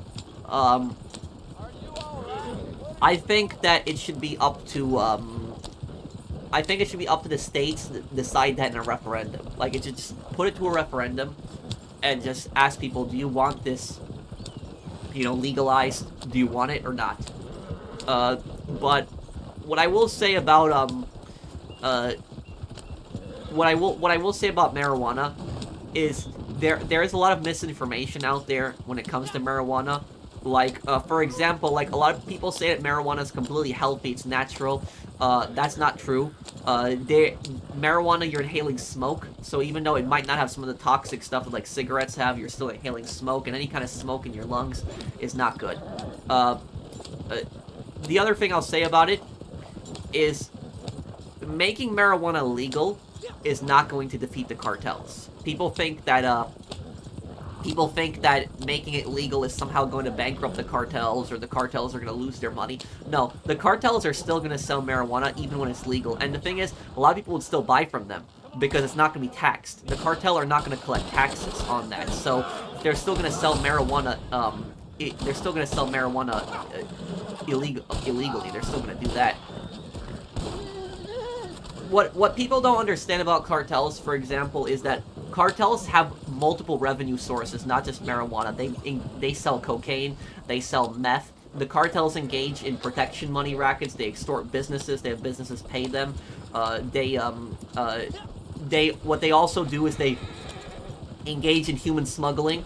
So people basically pay the cartels to smuggle them across the border. Like, for example, an illegal immigrant from, like, China might pay, like, the cartels $35,000 to get them across the border.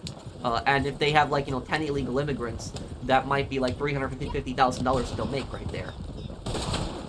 The cartel also engages in human trafficking to kidnap people. They engage in a human organs trade. They also set up roadblocks where they force people to pay a toll to drive through. So, like, you see those cartel roadblocks that's on, like, YouTube, people driving, they get stopped and they have to pay a toll. The cartels have multiple revenue sources, not just marijuana. So making marijuana legal is not going to stop the cartels. The only way to stop the cartels is basically going to be doing some Ghost Recon Wildlands stuff. That's really the only way to completely destroy them.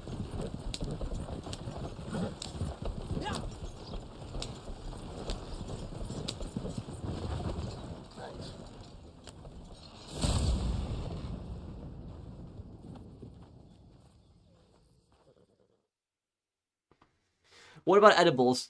Look, here's ultimately what I'll say about marijuana. Here's my viewpoint on it. Is that I don't care if somebody smokes marijuana. I don't care if they do that. The only thing I ask is keep it away from me. I don't want to smell that. I don't want the smoke to be near me. So just don't smoke it near me, and I don't care what people do with their personal time. That's just my view and my perspective on it. That's one thing that I get really frustrated about when people don't care and they do it in front of other people, and especially when it's in people's private space too. Like like I'll give you a perfect example of this. There was this in my apartment complex where I live, right? The rules in the apartment complex are you are not allowed to smoke anything in your apartment. You can't. Cigarettes, marijuana, nothing. You can't smoke anything in the apartments. But guess what? Most people don't follow that rule. Most people don't care. So here's what I'll say about that. There's this older woman that I met at the gym once, and she was asking me if I could help her with her computer, help her get a bunch of pictures off of her phone onto her computer, and I said, okay, I'll help you out. And she lives on the 4th floor in my apartment building. And in my apartment building, the 4th floor is where a lot of the richer people live. So like I would say they're rich people, but I would say the upper class people. Where I live on the 3rd floor, which the 3rd floor I would say is maybe like, middle class, like around there, and the 1st floor is working class people. It's the apartment units are different and they're different prices depending on the floor that you're on. But anyways, the difference between the 3rd and the 4th floor is that the 4th floor has better carpet, better flooring, has an electric fireplace, has granite countertops where the 3rd floor units don't. So that's why they're more expensive. But anyways, about it is that when I came up to her floor to help her out with her computer, right? When I came up on that floor, I noticed something on that floor right away. And the thing I noticed that the apartments on there all had like rugs like in their doors. Like rugs and towels were just all in the doors, like underneath the door. And I was like, wait, why? Why is it like that exactly? And then what I realized is walking down the hallway, I smelled this giant amount of marijuana. It was like the entire hallway was just stench in marijuana, stench in it. And I, came to her apartment, I helped her with her computer, and I asked her about that, and she said the entire hallway smells like this is disgusting. And she's complained multiple times to the apartment staff, and they do nothing about it. She's complained to her neighbors, they refuse to stop, they just keep doing it.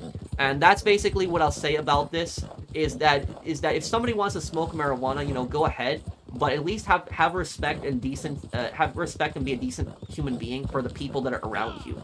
Because why should that old woman have to smell this garbage like all day and all night? It's disgusting. So that's what I'll say about it. If people want to smoke it, go ahead, be my guest, I don't care, but just keep the stuff away from me. I don't want to smell it on my property. That's it. So that's ultimately my position on marijuana.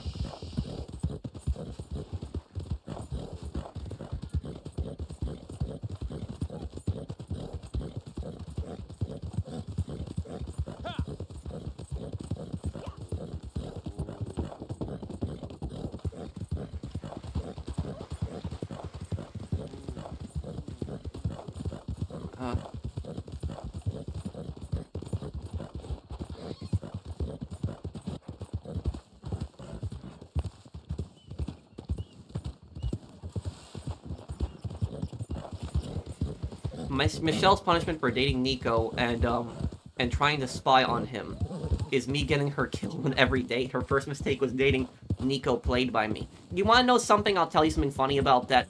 There's actually a really funny glitch that you can do in GTA 4. And thank you, Isaiah, for the super chat also. I agree, Kimmel is overrated. But there's a really funny glitch in GTA 4. The thing is, though, is that the AI in GTA 4, they cannot tell the difference between a car and a helicopter. So if you take a helicopter, right? If you take like a car and you just keep smashing into other cars, eventually your date will just leave. Say, I'll find my own way home, and they'll get out. And Michelle, for example, if you take like a helicopter, right, and you just keep hitting the skyscrapers in Algonquin in GTA 4, eventually Michelle will get pissed off and she'll say, I'll find my own way home, and she'll just open up the helicopter door and just fall all the way down. So that's you should try that. It's actually kind of funny, and you could just make the girlfriends just follow the helicopter. Like, I'll find my own way home, and they literally just fall down after they open the door from the helicopter. It's actually kind of funny.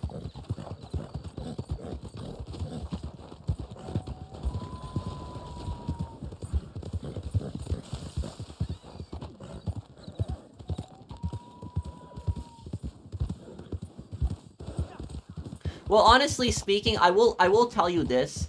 If I had a neighbor of mine that was like smoking marijuana regularly, right? And that stuff was going towards my property, and I was smelling it, like it started coming to my house and like in my backyard, and I started smelling it. Like, I wouldn't be like that scumbag that would call the police. I wouldn't do that.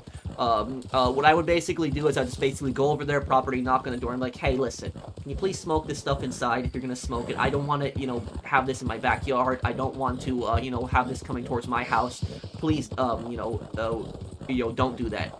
And it depends on what they would do. If they basically said to me, yeah, I'll stop, I'll keep doing it, I'll just do it in my house, I wouldn't care.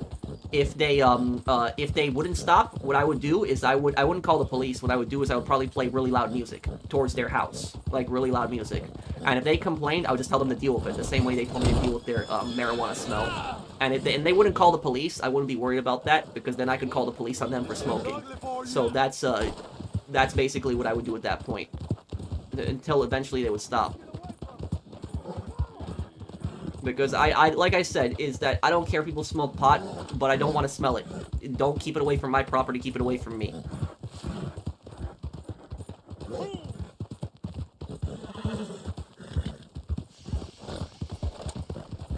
They rather find their way home by leaving this mortal coil and flying home as a ghost instead of being in the chopper for 30 seconds longer. Thank you, Alien, for the super chat. Thank you, dude.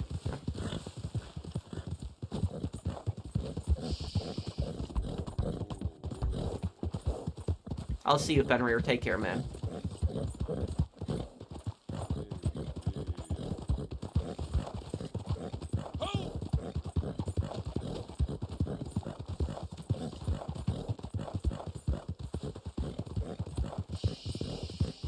No, I didn't know that, Gunner.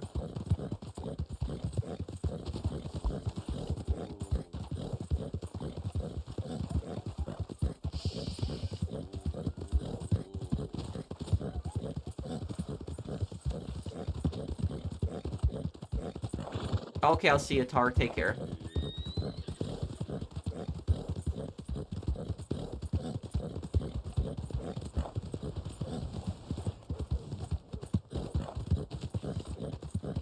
Yeah, honestly, I will agree with you there that, like, somebody who calls the police on somebody smoking pot, I think that's stupid. I think that's really dumb.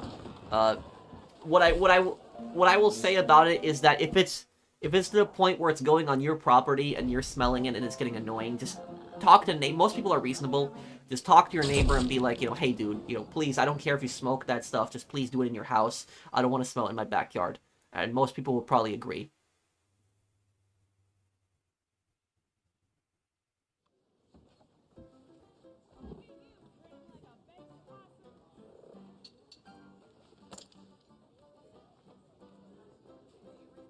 I remember you said that Henry from Mafia 2 was a scumbag. Why is that? Because he betrayed Vito and Joe, and also on top of that, he didn't send any money to Vito's family. So when Vito went to prison, he didn't visit him once. He didn't send him any he didn't send him any money to his family.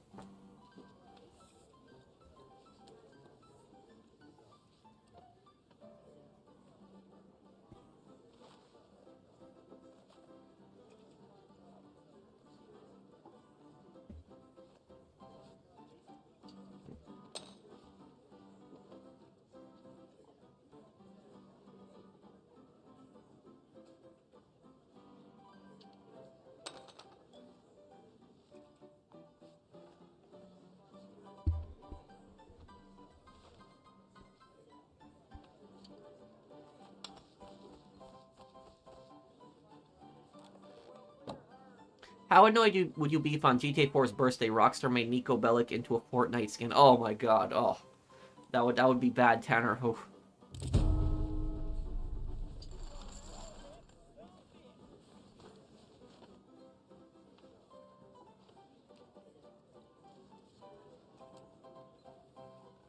It's not that I don't like... I'm just not personally into Fortnite, but I wouldn't want to see a Nico Bellic skin.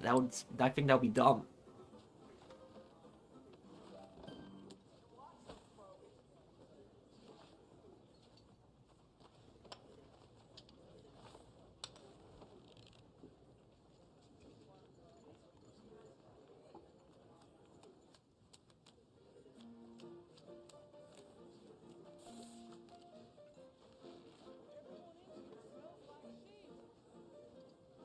You'd have to tell me the video, Jonathan.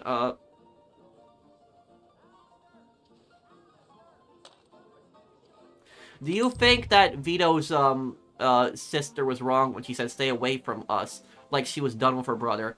Here's the thing about this,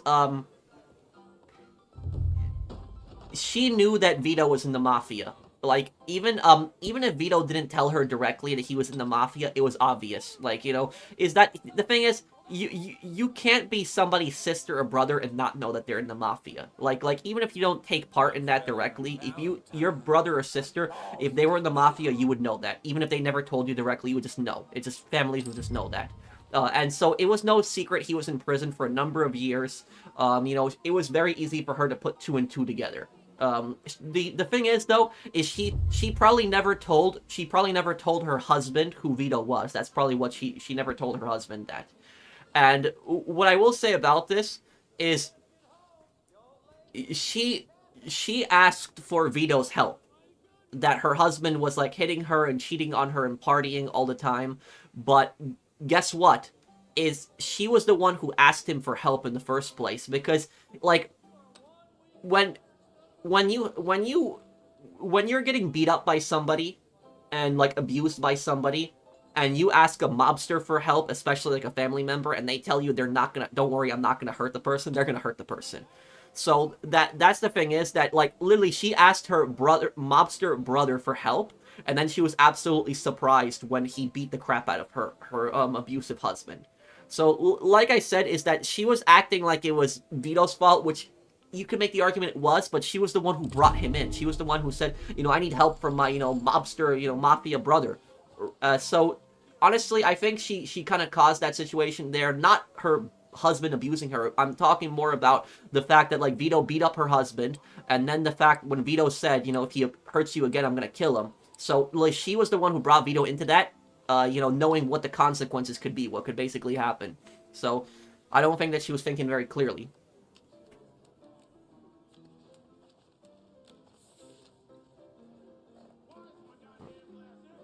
It didn't make sense to me why Vito Corleone didn't care about Carlo beating the crap out of Connie. The thing about that is that Vito did care about Carlo beating up Connie. He did, but he was very different in how he dealt with it than Sonny.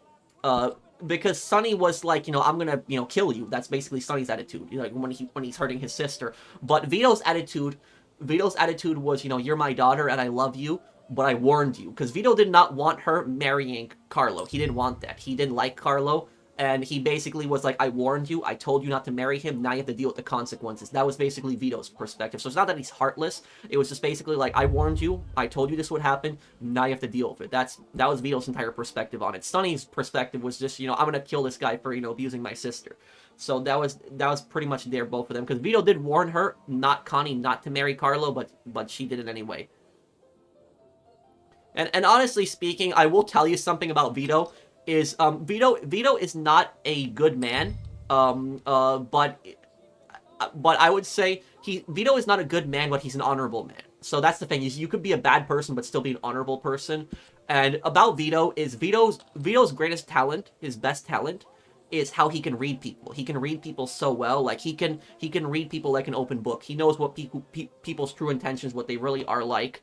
And if Don Vito warns you about somebody, he warns you, tells you to stay away from this person's a bad person, you should listen to him. And it's not about the fact that he's a Don, but just more about the fact of how good he is at reading people. And so he warned Connie that Carlo was a scumbag. Connie was like, no, I love him, and got into a relationship with him, and then he started abusing her, and then Vito was more of like, you know, I warned you, I told you this would happen, now you have to deal with the consequences.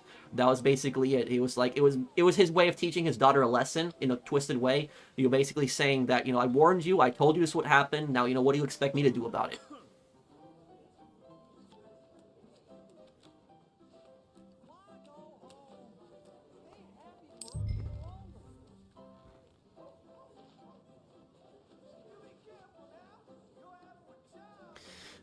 Being mad at a mobster for violently handing a task you asked them to do is like being mad at a police officer for arresting somebody you called them on. Yeah. Yeah, and I will tell you this. When I studied law in school, right? the do you know what the worst kind of call that you can get as a police officer? The worst type of call that you can get if you're a police officer is a domestic abuse call. That is the worst kind of call that you can get. Is that a domestic abuse? Because the reason that domestic abuse calls are so bad is because anything can happen during a domestic abuse. You don't know what's going on. Is that a domestic abuse could be absolutely nothing. Like you could arrive on the scene and it could just be a neighbor hearing them arguing, thinking that, you know, husband's beating up his wife, but nothing actually happened. They just argued. So nobody actually got hit and it might just be a nonsense call. But another example of it is you could show up there and a woman could be like badly beaten up and you could say, no, where's your husband? And then the husband basically opens the door of a shotgun and opens fire on you. So that's why domestic abuse calls are just so scary, because it can turn from 0 to 100 just like that. Like it could be like a nonsense call, like, but at another call it could be a deadly call. So that's what I'll say about a domestic abuse situation. There's a perfect in LA Noire. There's a perfect example of a domestic abuse call in the traffic, not in the street crimes that you do. There's the one character, the janitor who was a witness in the homicide case. In the Vice case, in the Vice section, there's a street crime where the janitor is like abusing his wife, and then you go to the scene and he opens fire on the police with a shotgun. So that's like a believable, you know, call that could actually happen. So, you know, something just like that.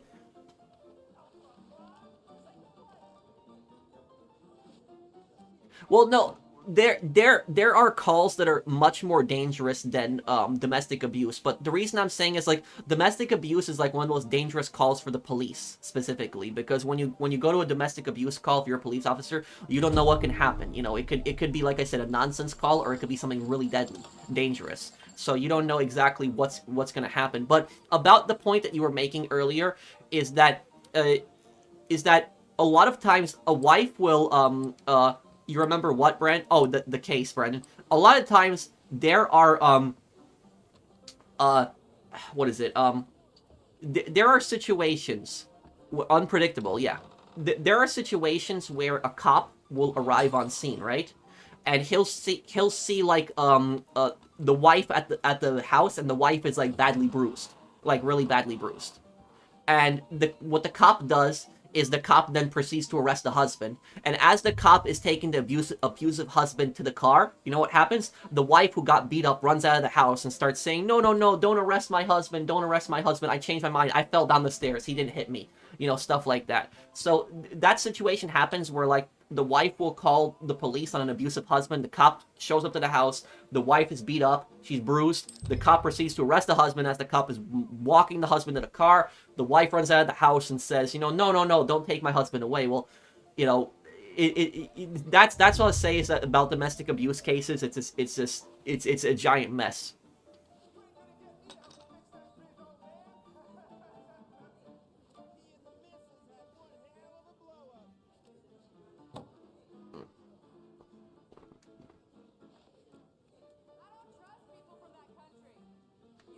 Oh, my back, and I don't know, Jonathan.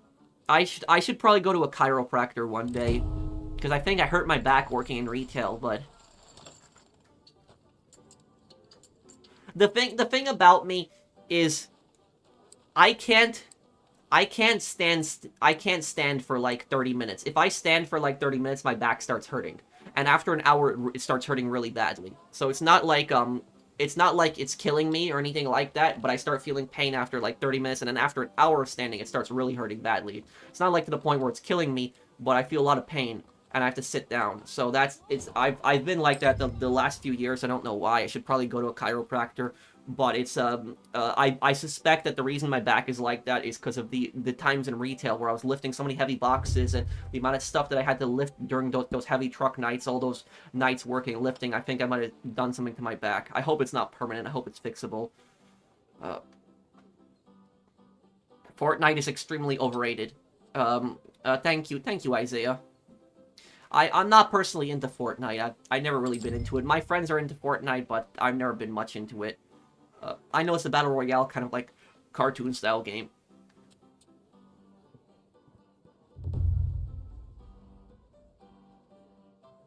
What the hell? She asked Vito for help. What did she expect him to do? Mow the guy's lawn? Same thing with Mike's sister. The guy got Sonny killed.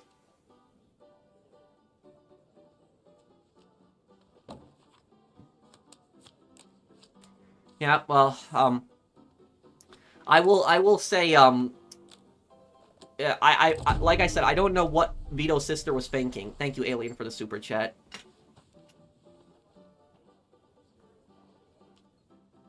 Was Henry always a rat in Mafia 2? I think so.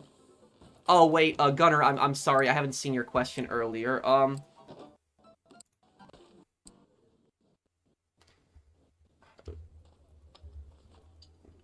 Oh, the M197 Enfield, that's what you're talking about here. No, I would prefer the Springfield. The Springfield, personally. Not the Enfield.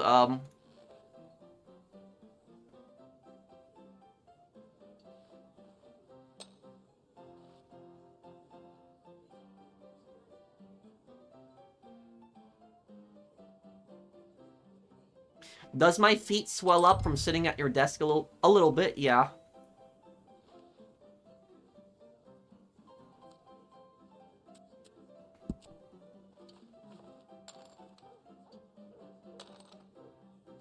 Well, that's those like there are other really bad cases that cops can get called to, like rape and murder, which is rape and murder is way worse than domestic abuse. But the point that I'm getting at is that domestic abuse is the most unpredictable call that a cop can get.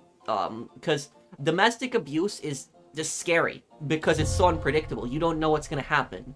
If you get called to a murder scene, you know that somebody's been murdered. You at least have an idea of what happened. That it's a dangerous situation you're walking into. But if you get called to a domestic abuse case, like I said, it could be something nonsense. It could be absolutely nothing. Nothing happened. Everybody's fine. Nobody even got hit. It might just be a neighbor that might just called for, worried about their neighbor. But then another situation, you could have like a husband that could, try to kill his wife and then try to kill you. So literally, that's what's so scary about domestic abuse calls when you're a cop, because you just don't know what's gonna basically happen.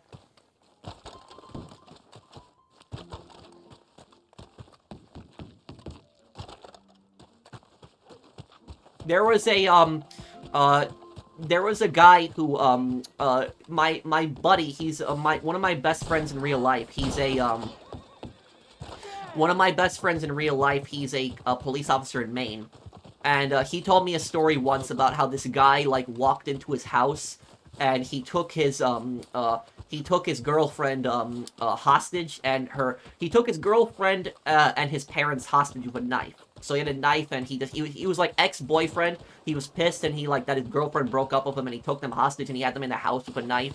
And what basically happened is the police didn't know what to do in that situation, and what ended up happening is the father, the girlfriend's father, eventually he got pissed and he just tackled the boyfriend, and the police heard a struggle in the house, and then the police just barged in the house, and at that point they tackled the boyfriend and they arrested him, and that was just pretty much it. Nobody died, nobody got seriously injured, but that was like an example of something that can happen.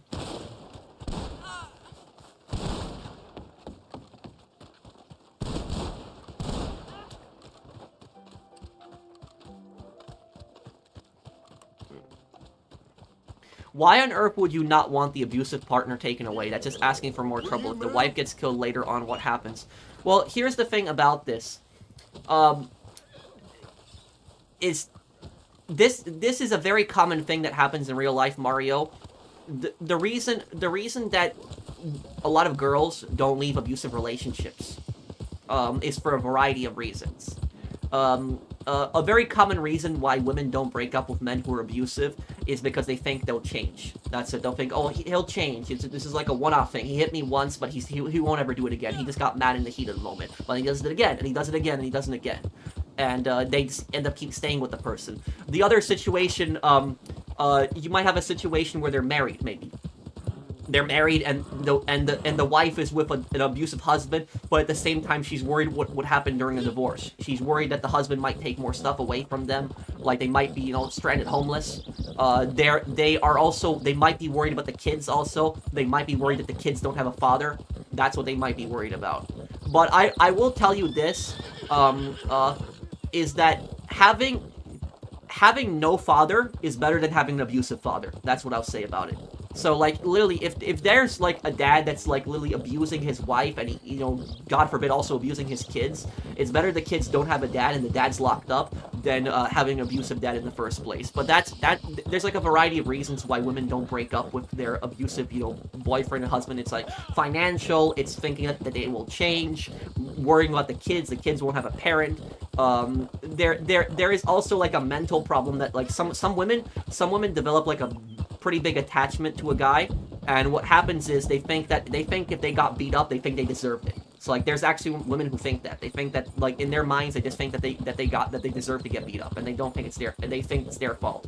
So that's what I'll say about it. It's a variety of reasons, but it's all psychological and it's financial. It's also about the kids, but that's maybe a form of Stockholm Syndrome, but Stockholm Syndrome is more when you get kidnapped by somebody and then you develop, like, a relationship with them. That's what Stockholm Syndrome is. When you have, like, an abusive boyfriend or abusive husband, I wouldn't necessarily call that Stockholm Syndrome. I would, but yeah, that there is a,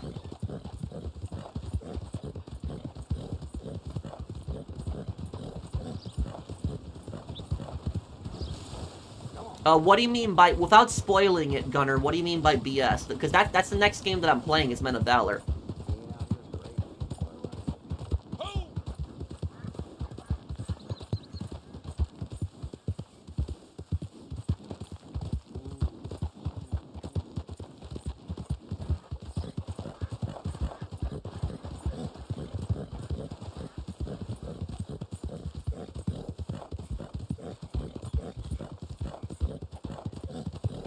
What do you mean, Ricky? Well, no, none of these reasons are justified, Mark. If a woman is in a relationship with a guy, if they have kids, they're married, you know, but they should always leave them, and break up with them, call the police. But I'm not saying that they should stay with the husband. That's what I'm saying. I'm saying why they decide to stay with the person is that it's a variety of factors. They think about financial situation, they think about divorce, they think about the kids, they think they might be doing something wrong and they deserve to get beat up. It's like a bunch of, different things on it's a bunch of different things, but it's that some women unfortunately have a pretty big problem with not breaking up with really abusive guys, and also it can happen to guys as well. That's the thing is, there can be really abusive girlfriends and really abusive wives. That can happen too, but the psychology when there's an abusive wife or an abusive girlfriend, the psychology is very different than if it's an abusive husband. Because, like, if there's an abusive husband or an abusive boyfriend, it's like the girls are thinking about, like, financial reasons. They're thinking about the kids, the marriage, stuff like that, which is one of the reasons they might not leave. But if it's, like, the wife or the girlfriend that's being abusive and beating up the boyfriend or the husband, what the boyfriend or the husband's thought process typically is that they don't want to call the police. They don't. And the reason for that is because a lot of men think that they will be laughed at. They think they will be a laughingstock if they call the police on their wife for abusing them. So, like, that's a very common thing. It's like a pride thing, basically. Like, it's psychology of, like, a lot of men think. They think that if they call the police on, like, an abusive girlfriend or an abusive boyfriend, they'll be like a laughingstock. Nobody will respect them. That's basically what they will, that's what they think.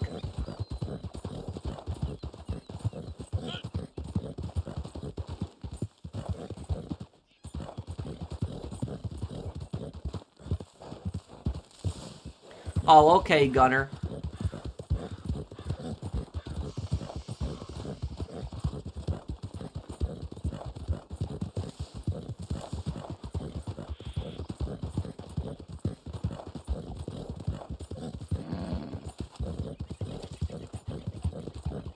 What about guys who defend their girls from a potential rapist? Well, what about that? That's protecting their girlfriend. If a boyfriend is beating up some guy who's harassing, his girlfriend, trying to rape her, he's protecting his girlfriend. I don't know what you mean by that. That's protecting his girlfriend.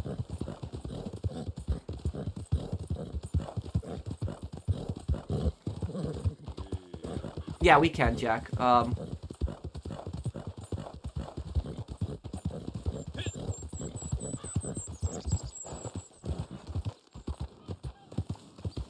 You said superhero movies are getting milked.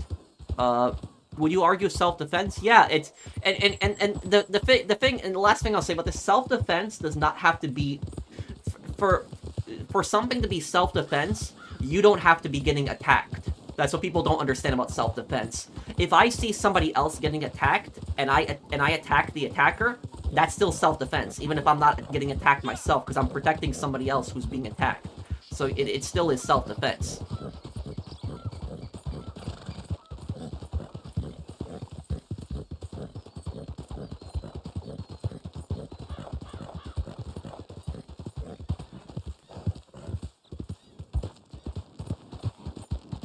You said superhero movies are getting milk. You know there is an upcoming movie called Avengers Secret Wars that will include every Marvel superhero that's ever been shown on film. What? Okay, yeah, that's ridiculous.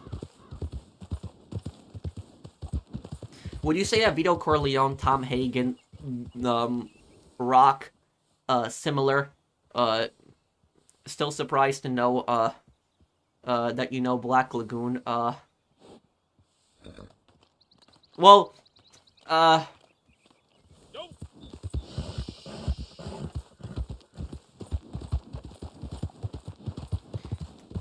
you're talking about the guy with the Vietnam era boat in Black Lagoon, is that who you're talking about?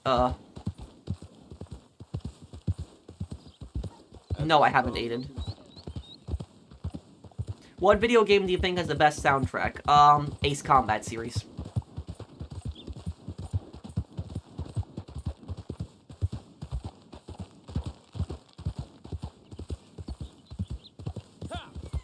I'm playing Medal of Honor Frontlines on the PS2 emulator with a mouse and keyboard. I tried it with the Xbox 360 controller, couldn't even land a shot. How can you aim so good with controllers? Oh, you watched my Medal of Honor Frontline playthrough, haven't you? How do I aim so good with controllers? I played with controllers my entire life. I'm just used to it. It's just how it is. But the thing is, Gunner, is if me and you play a first-person shooter against each other, if you use the mouse and keyboard and I use the mouse and keyboard, you probably would beat me. You'd be probably better with mouse and keyboard and than I would be. But my specialty is controllers. It's always what I've been good at.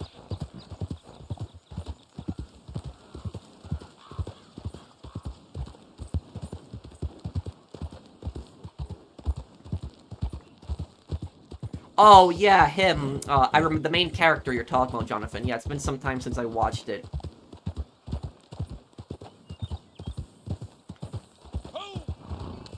But, I will also say this.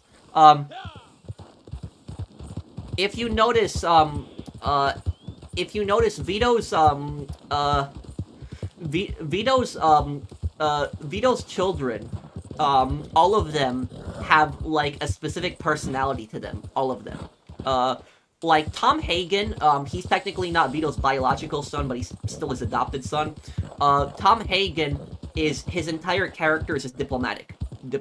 But his weakness is that, he's not willing to show strength. That's what I would say, not willing to, stand up, fight. That's Tom Hagen's weakness. His strength is diplomacy, his weakness is, fighting. What is it, Sonny Corleone, his strength is his brawn, but his weakness is his brains. He doesn't think things through. So he's aggressive, he's not scared, but his weakness is that he doesn't think things through. Fredo Corleone, his strength is charismatic. He's extremely charismatic. He can convince people very well. He's good at hosting people. If he's running the mafia's businesses, he's really good at introducing people. You know, talking to people, setting things up. But his weakness is his naivete. Exactly, Sauce God. He's too naive. That's his weakness. Michael Corleone is has basically the personalities of all of the characters. The strength of Sonny, the diplomacy of Tom Hagen, and the charisma of Fredo. But do you know what Michael's weakness is? Does anybody know what Michael's weakness is? It's actually a weakness people don't really notice. Michael Corleone does have a weakness. People don't realize it. He does.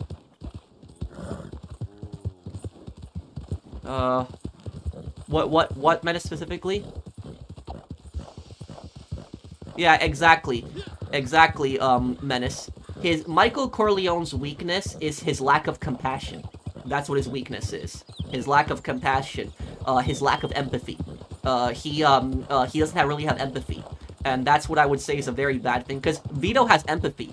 Vito has feelings for other people. Vito is not an unreasonable man. Like, you know, there are things that Vito will not do, because he has a line. Like, there's lines that Vito won't cross.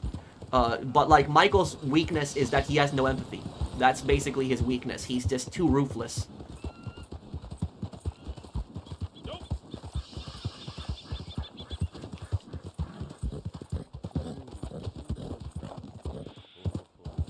Like, if you want to know how ruthless Michael is as a Don, I don't think that even Sonny Corleone would have killed Fredo. I don't think even he would have done that.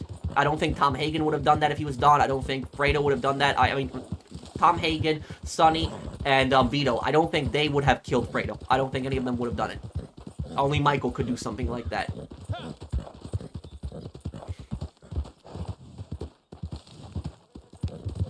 Is that sociopathic? Oh, of course. Very much. Michael Corleone is a sociopath. I would say so, yeah.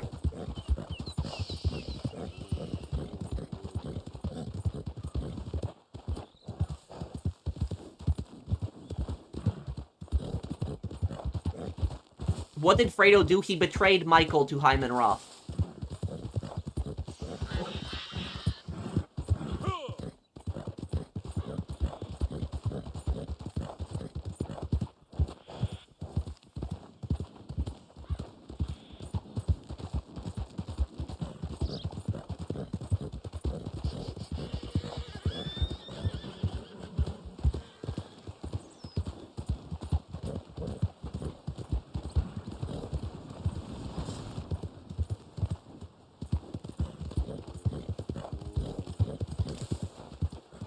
No, I haven't, Chase.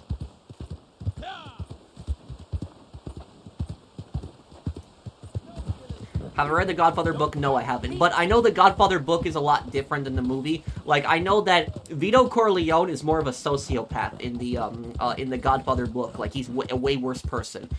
It's like the movie depiction of Vito, his movie depiction is way better than his book depiction, because in the book he's a pretty sociopathic person, and but the most evil character in the Godfather book is not who you expect. The most evil person in the Godfather 1 in the book is Luca Brasi. Luca Brasi is the most evil character in the book. Like, Luca Brasi murdered his wife and he murdered his baby. Like, Luca Brasi was like a really psychotic, evil, bad person.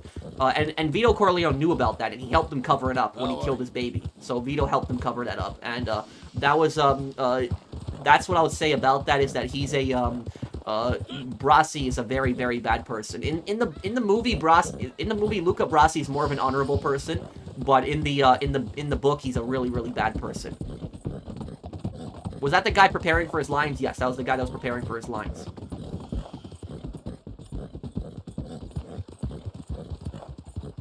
But do you know what the best depiction of Luca Brasi is? The best depiction of Luca Brasi is in the Godfather game. If you play the Godfather game, that's the best depiction of him.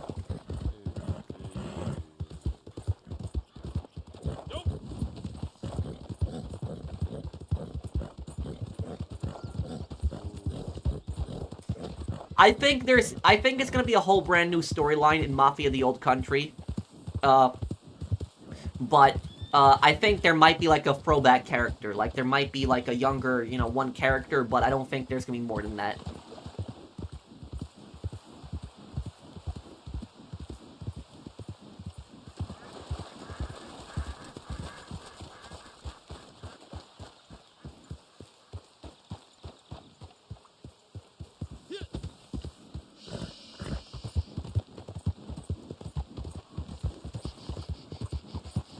Oh yeah, I'm excited for GTA 6. GTA 6 comes out in 6 to 7 months. Either October or November, so... Would I go insane if I was Rock? No, probably not. He did kind of go insane in the OVA. That was, that one. I remember Rock really hated, the Triad guy. The Chinese Mafia guy. He really hated him in the anime. I remember that. Because I watched Black Lagoon, like, 4 or 5 years ago. I do remember a bit of it, though. But I remember, like, Rock really hated that, that Triad boss. I forget his name. But he really hated him. Did Fredo deserve to die? No. I don't think so. The thing about it is, it's more about Michael's... Michael was scared to show weakness, which is why he had Fredo killed, but that was his ultimate downfall. Like, Michael even regretted killing Fredo later on.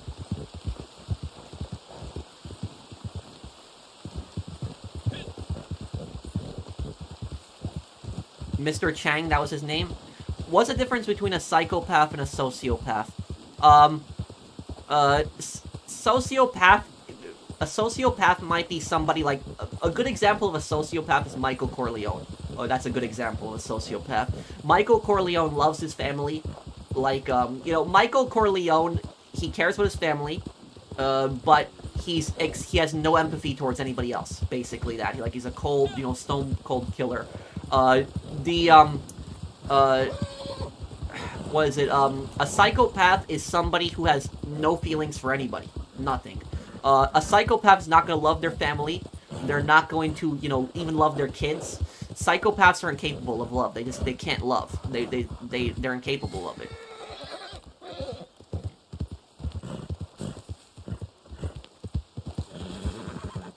But also, there's one key difference between a psychopath and a sociopath, and that is that people become sociopaths. People don't become psychopaths. People are born psychopaths. So the moment that somebody is born, they're a psychopath. But a sociopath, on the other hand, is they're created over time. Like Michael Corleone was not a sociopath at the start of Godfather 1, but he became a sociopath at the end of the movie. A psychopath is always a psychopath. Even when they're kids, they're a psychopath. So they always have those psychopathic traits. There's no getting rid of that. The reason that psychopaths are born that way is because psychopaths, they lack I think it's called the prefrontal cortex, which the prefrontal cortex is a specific part of your brain that controls empathy. So it's a part of your brain that basically regulates your feelings and your emotions towards other people. You know, you have feelings for other people, you care about other people, you're sad for other people, you know, stuff like that. Psychopaths are born without that. And so because of that, they can't love anybody. It's not that they don't want to love anybody, it's they can't. So they can't love anybody. They don't love their parents, they don't love, you know, their friends, their family, nobody. If they get married, they're not going to love their wife, their husband, they're not going to love their kids. So psychopaths are capable of doing some really evil things because they just don't care. They have no empathy for anybody else. The only people psychopaths truly care about is themselves, that's it. Psychology interests you a little bit. I took a little bit of it in school. But if you want a really good example of the difference between a psychopath and a sociopath, I would say a pretty good example of a sociopath, a GTA character that I'm thinking of, would be a really good sociopath, like in GTA. Thinking about it. I was thinking about maybe Trevor, but Trevor has like a code. Maybe Trevor would be the best one.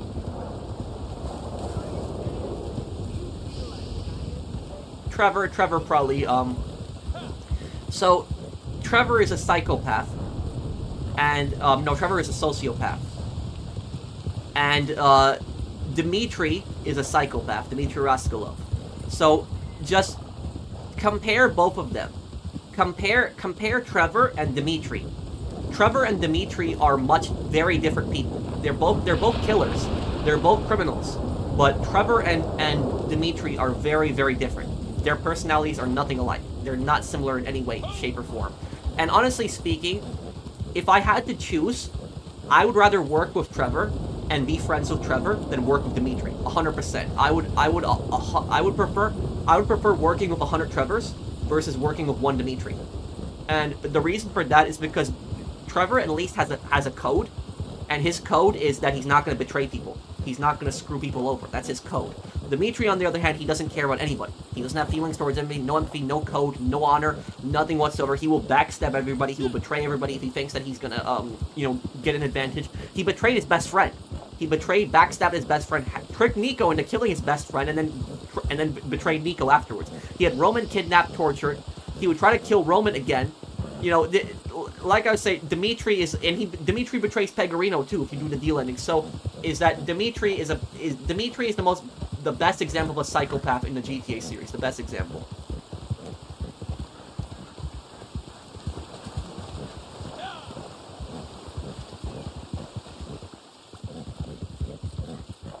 I know about that game, Gunner. What do you think of that game?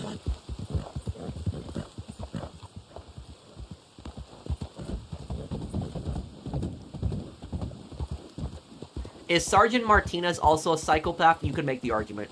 Is Tommy Vercetti's not a psychopath? Because Tommy's not going to betray people that he's working with.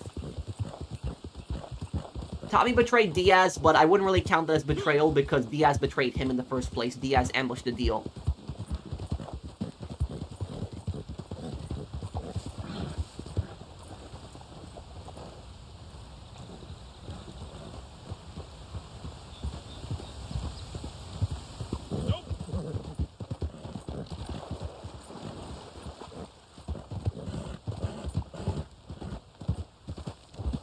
Do you feel sorry for a psychopath since they were born that way? Yeah, in a way I do. But what I will say about psychopaths is people are born psychopaths, but even though they are born psychopaths, just because somebody's a psychopath doesn't mean they're gonna be an evil person.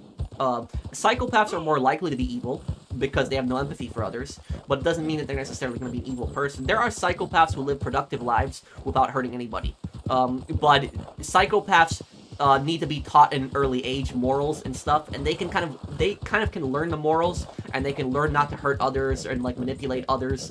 But it's in their nature to do stuff like that, like the manipulation, the toying with others, seeing people as pawns. It's a very, I don't know, I'm not a therapist, but psychopaths in an early age can be,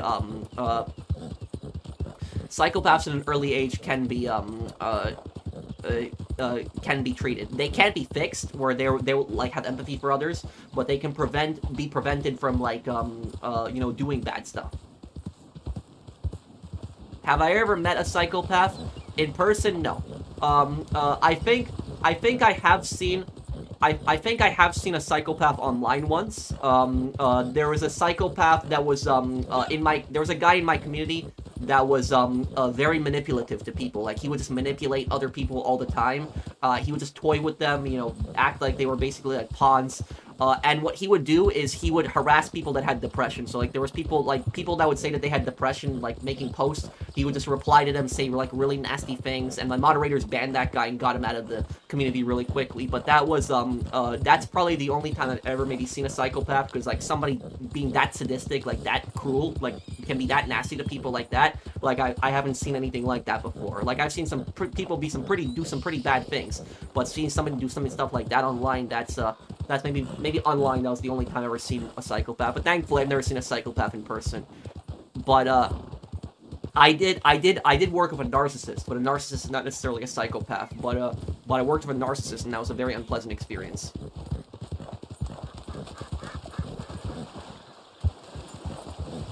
Was Jake a psychopath? When you think about that, yeah. Jake actually could be a psychopath, you're right. Maybe, yeah. Yeah, so when I said I didn't meet any real-life psychopaths, Jake probably could be. Jake was this kid that I went to middle school with, and he was like a psychotic bully. He had no empathy for others, like no feelings whatsoever towards other people. But the difference between Jake and other psychopaths is that Jake was a complete idiot. Like, Jake would not be able to figure out a lot of stuff. So he was like he had no empathy for others. He would harass people, beat kids up, steal their money. But he was not a very smart guy. Where a lot of other psychopaths are very intelligent people. Tony Soprano's a sociopath. He's not a psychopath. there are times in the series when Tony feels guilt, like Tony feels guilt over stuff that he's done, and that alone shows that he's not a psychopath. A psychopath will never feel guilt, ever. They will never feel guilt.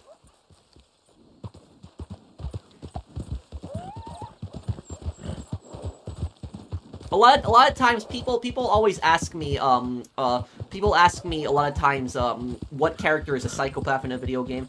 The best way to tell if a character is a psychopath, the easiest way to tell, does that character have anybody they care about or love? And if the answer is no, if there's nobody they care about or love, they're a psychopath. That's the easiest way to tell. Do they care about anyone? Even if they are the most evil person in the world, if they at least care about one person, they love one person, they're not a psychopath. So they could do some pretty evil things, but as long as they love one person, they're not a psychopath. But if they have no care for anybody, no empathy, they don't love anybody, they have no loyalty towards anybody, nothing like that whatsoever, they're a psychopath. Like I said, best example, Dimitri in GTA 4, best example. Makarov is a psychopath. Yes, Makarov is in 100% in the Call of Duty series. Menendez is not a psychopath. Makarov is a psychopath, but I wouldn't say Menendez is, because Menendez loves his sister.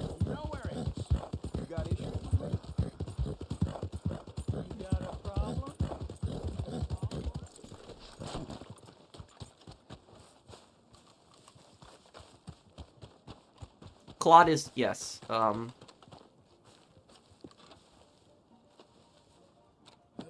Leo in Manhunt 2, yes, he's a psychopath, yes. Griefers from GTA are pure evil.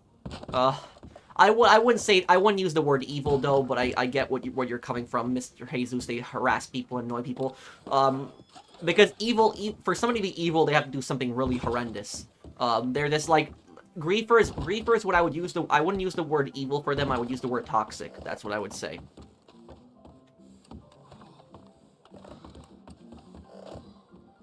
Is Catalina a psychopath? Yes, she is. There's no proof that Catalina ever loved Claude or CJ, by the way. There's no proof that she ever cared about them.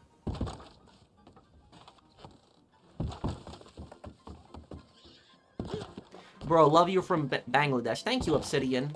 Thank you, man.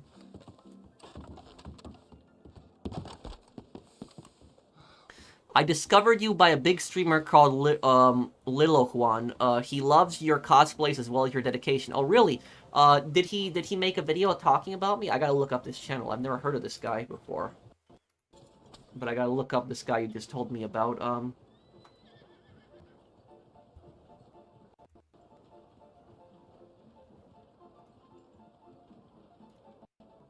Oh, I see him, here. He plays Red Dead, I see. Oh, he plays DayZ, too. I'll subscribe to him.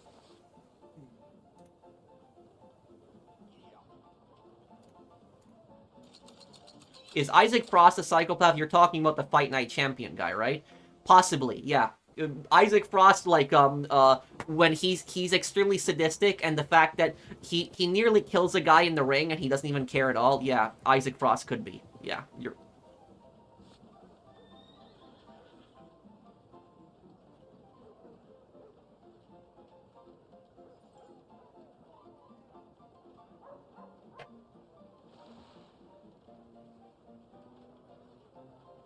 Yes, Guilted. Nicole Horn is a psychopath, yes.